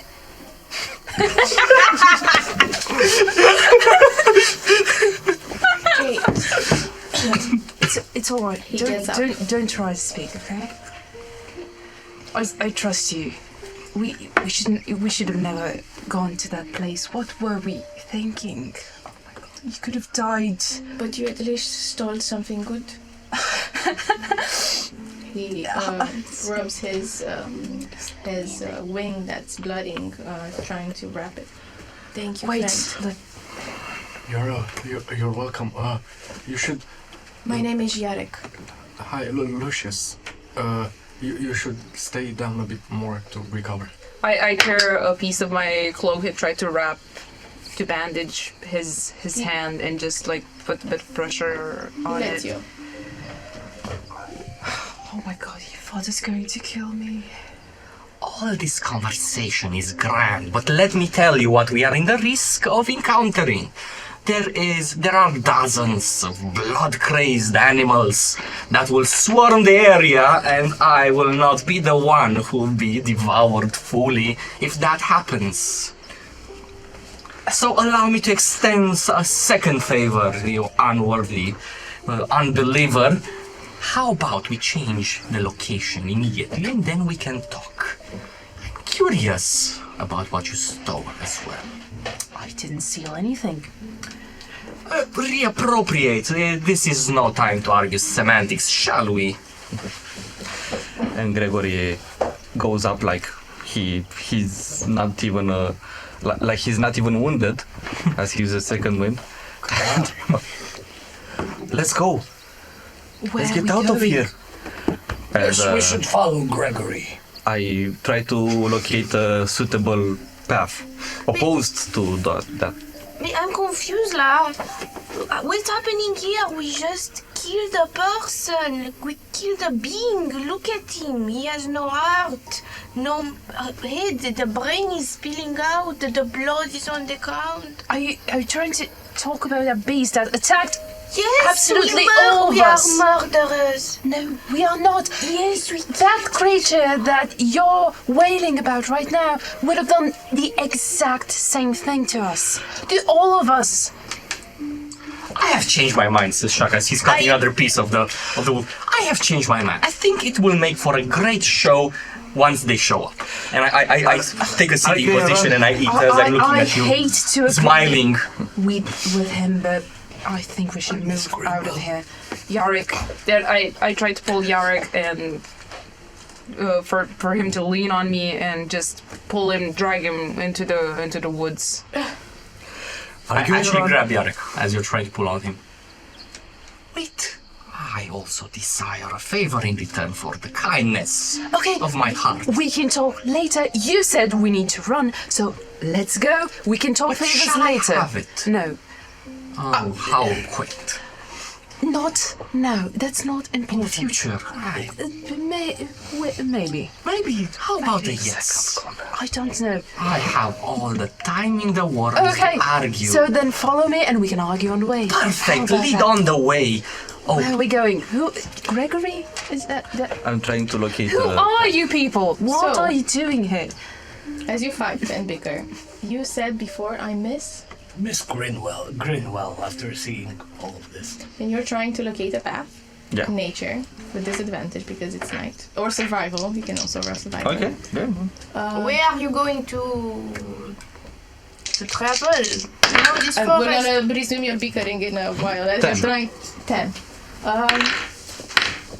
Trees, not trees, trees, not trees. It is. So I guess they were coming. It's that or this way, Yeah, you Right? were- No, yeah, it's that way. That way. Yeah. Probably also but tell they were coming from that way. Yeah. I And can tell you specifically that that is a path that they'll join towards rather soon. So here it is. This direction it is. we're trying to get south. I don't care if it's south. I don't even know if that's south, but I'm going. You go. I'm only interested in Lucius and have them coming with us. And okay, maybe I'll see if Genevieve will also follow. Do I know, because I know this forest as the back of my hand, do I know if in the path we're going to, in that direction, if there's anything, like any location, any village, any threat, any... So you are traveling a little bit south. It's also it's from the village of Valbois, in the path of Moon. But Midnight Forest, it's a bit towards the east. Mm-hmm. And the green forest that they came from, they just cross-landed. It's an intersection where the forest is, the two forests meet, and they crossed it over the river. And where we are going, are we safe? Is it... Where are you trying to go? Do you, if you want to... Like, they lead. I just want to figure out if it's okay, the path we're following. He's going deeper into the Midnight Forest. You know, some perils that might be there, but also safe ways to pass him. He just moved a few feet. Obviously, he doesn't know where he's moving. Maybe you need to take charge. Would I know about the Midnight Forest more You than... hunt obviously on the other side. Ah, on this is the other green- side. yeah. Okay, perfect. Okay. I will move closer to Gregory and stand by his side. And when he has a moment of lingering and confusion, I will, gently point him in the right direction. Okay, as you advance, do you want to say something as we're gonna resume to the bickering? Also wanted to go to Lucius and say, I saw you being the first to take action and trying to help that poor fella. I admire this. While we do need to look for our own, we need to show them that we also care about the other ones. Yeah, I mean, they kind of live like us, so Indeed. them. They only have themselves, so. You do know of true compassion. I admire it. How would you think I could ask the lady about what she stole?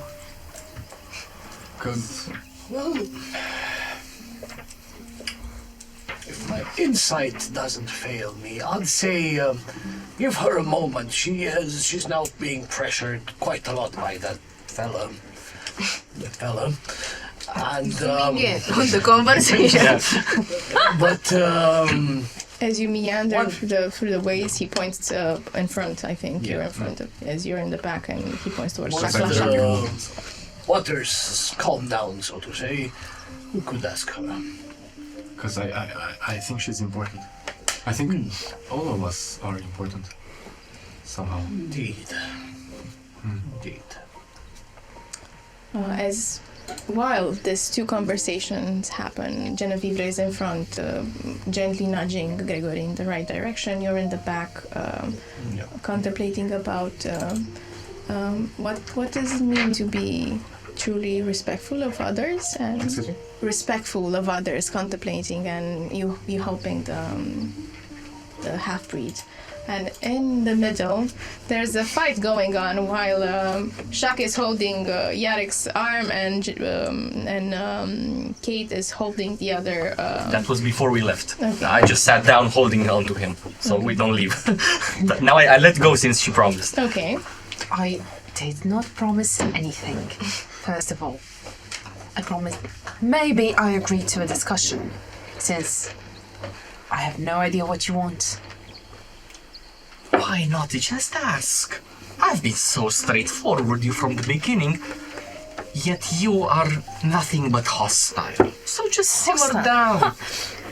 I saw you drag the heart out of a bloody beast. That was hunting your friend here, correct? He was hunting, yes, but what you did to it was so barbaric. You have rather had me unnatural. Have you ever stepped outside your wooden home and see two animals interacting? It is by all means one of the most natural things you have seen. Welcome to the world. For animals that don't have a working brain. Are you going to tell me that you don't have a working brain? I do not. From what I can I tell, am merely an animal. Since you're asking favors, you definitely have a working brain. Oh. Or at least that's why I can tell, because I do have one. Make your assumptions that I am of low intellect or whatever else. That worries me not. I don't want to make assumptions, but I don't know you yet. So, excuse my reluctance, but I would like to have my friend here safe and sound, someplace, and then we can talk about your bloody ask. All right? Kate, Yes, you're darling. getting fiery again. Of course, look at you. I love it when you do like this. Okay. But Okay, I'll try to let's just. calm down. I'm alive. Yes, you are. It has been an adventure. Didn't we talked about going on an adventure? Thank you for keeping the pendant. He takes it. But why do you keep stealing this from me? Anyway, I haven't stolen this. You're a thief as well. I am not a thief. This would have been you hear a little bit of thieves.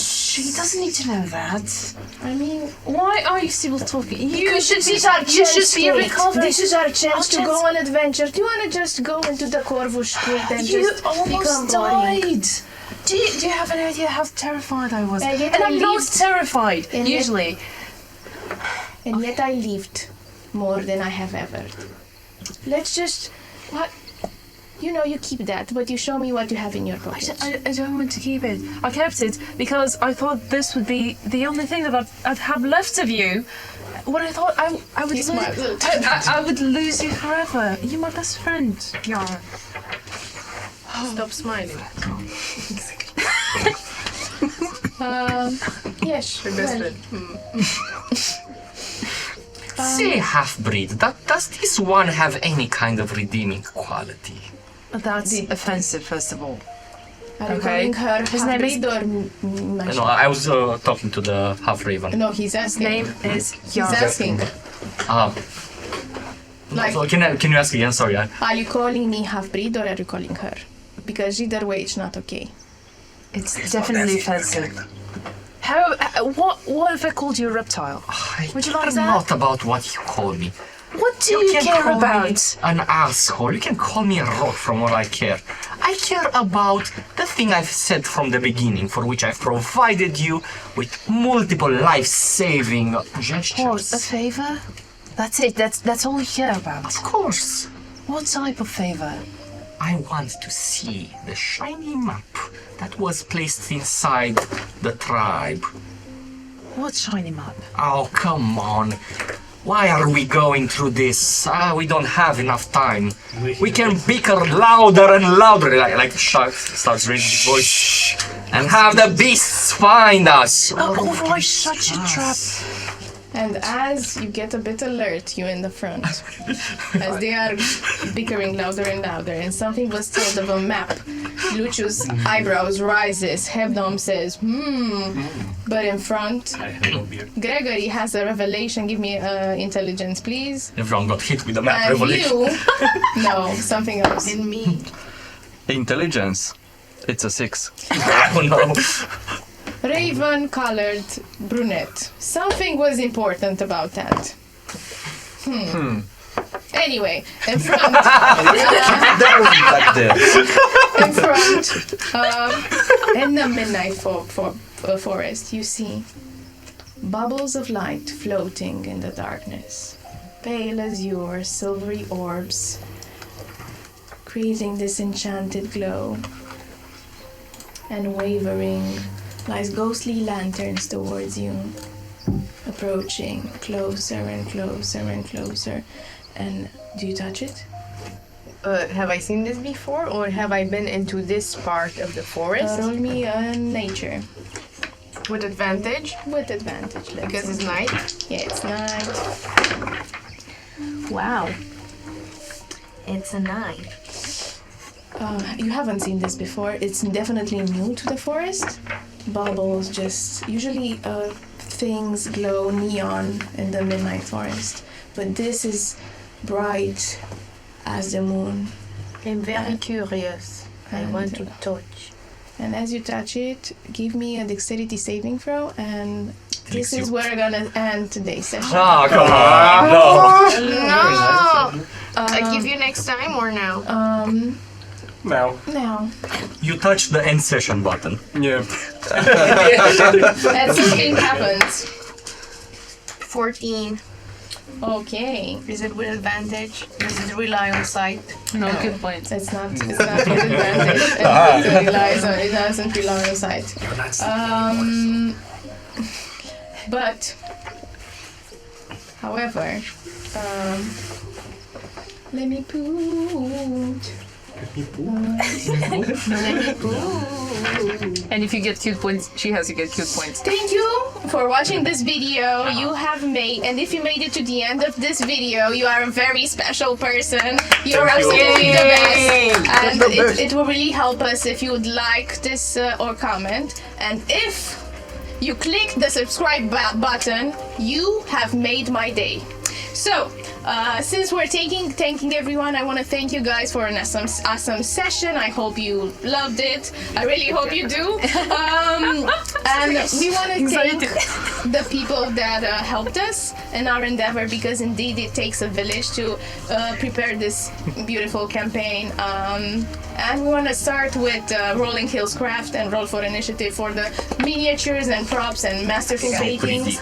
We want to thank for the opening animations, the edit and the music, the one that you saw before, and it's very beautiful. We want to thank Robert from Minsplash. We want to thank Karas Alexandra for the illustrations, Inside Miniatures for the 3D special models that we're going to have at the beginning of the VIM adventure. We want to thank Anka and Vlad and Flobo for the amazing photo session and teaser videos. And since if you saw the teaser video with the beautiful dance, we want to thank Nae and Paul for choreographing and dancing, and music and ambience, Pixabay and Sirenscape. And last but not least, the people who have helped me shape the world of VIM, David, Paul, Rareș, and Serban.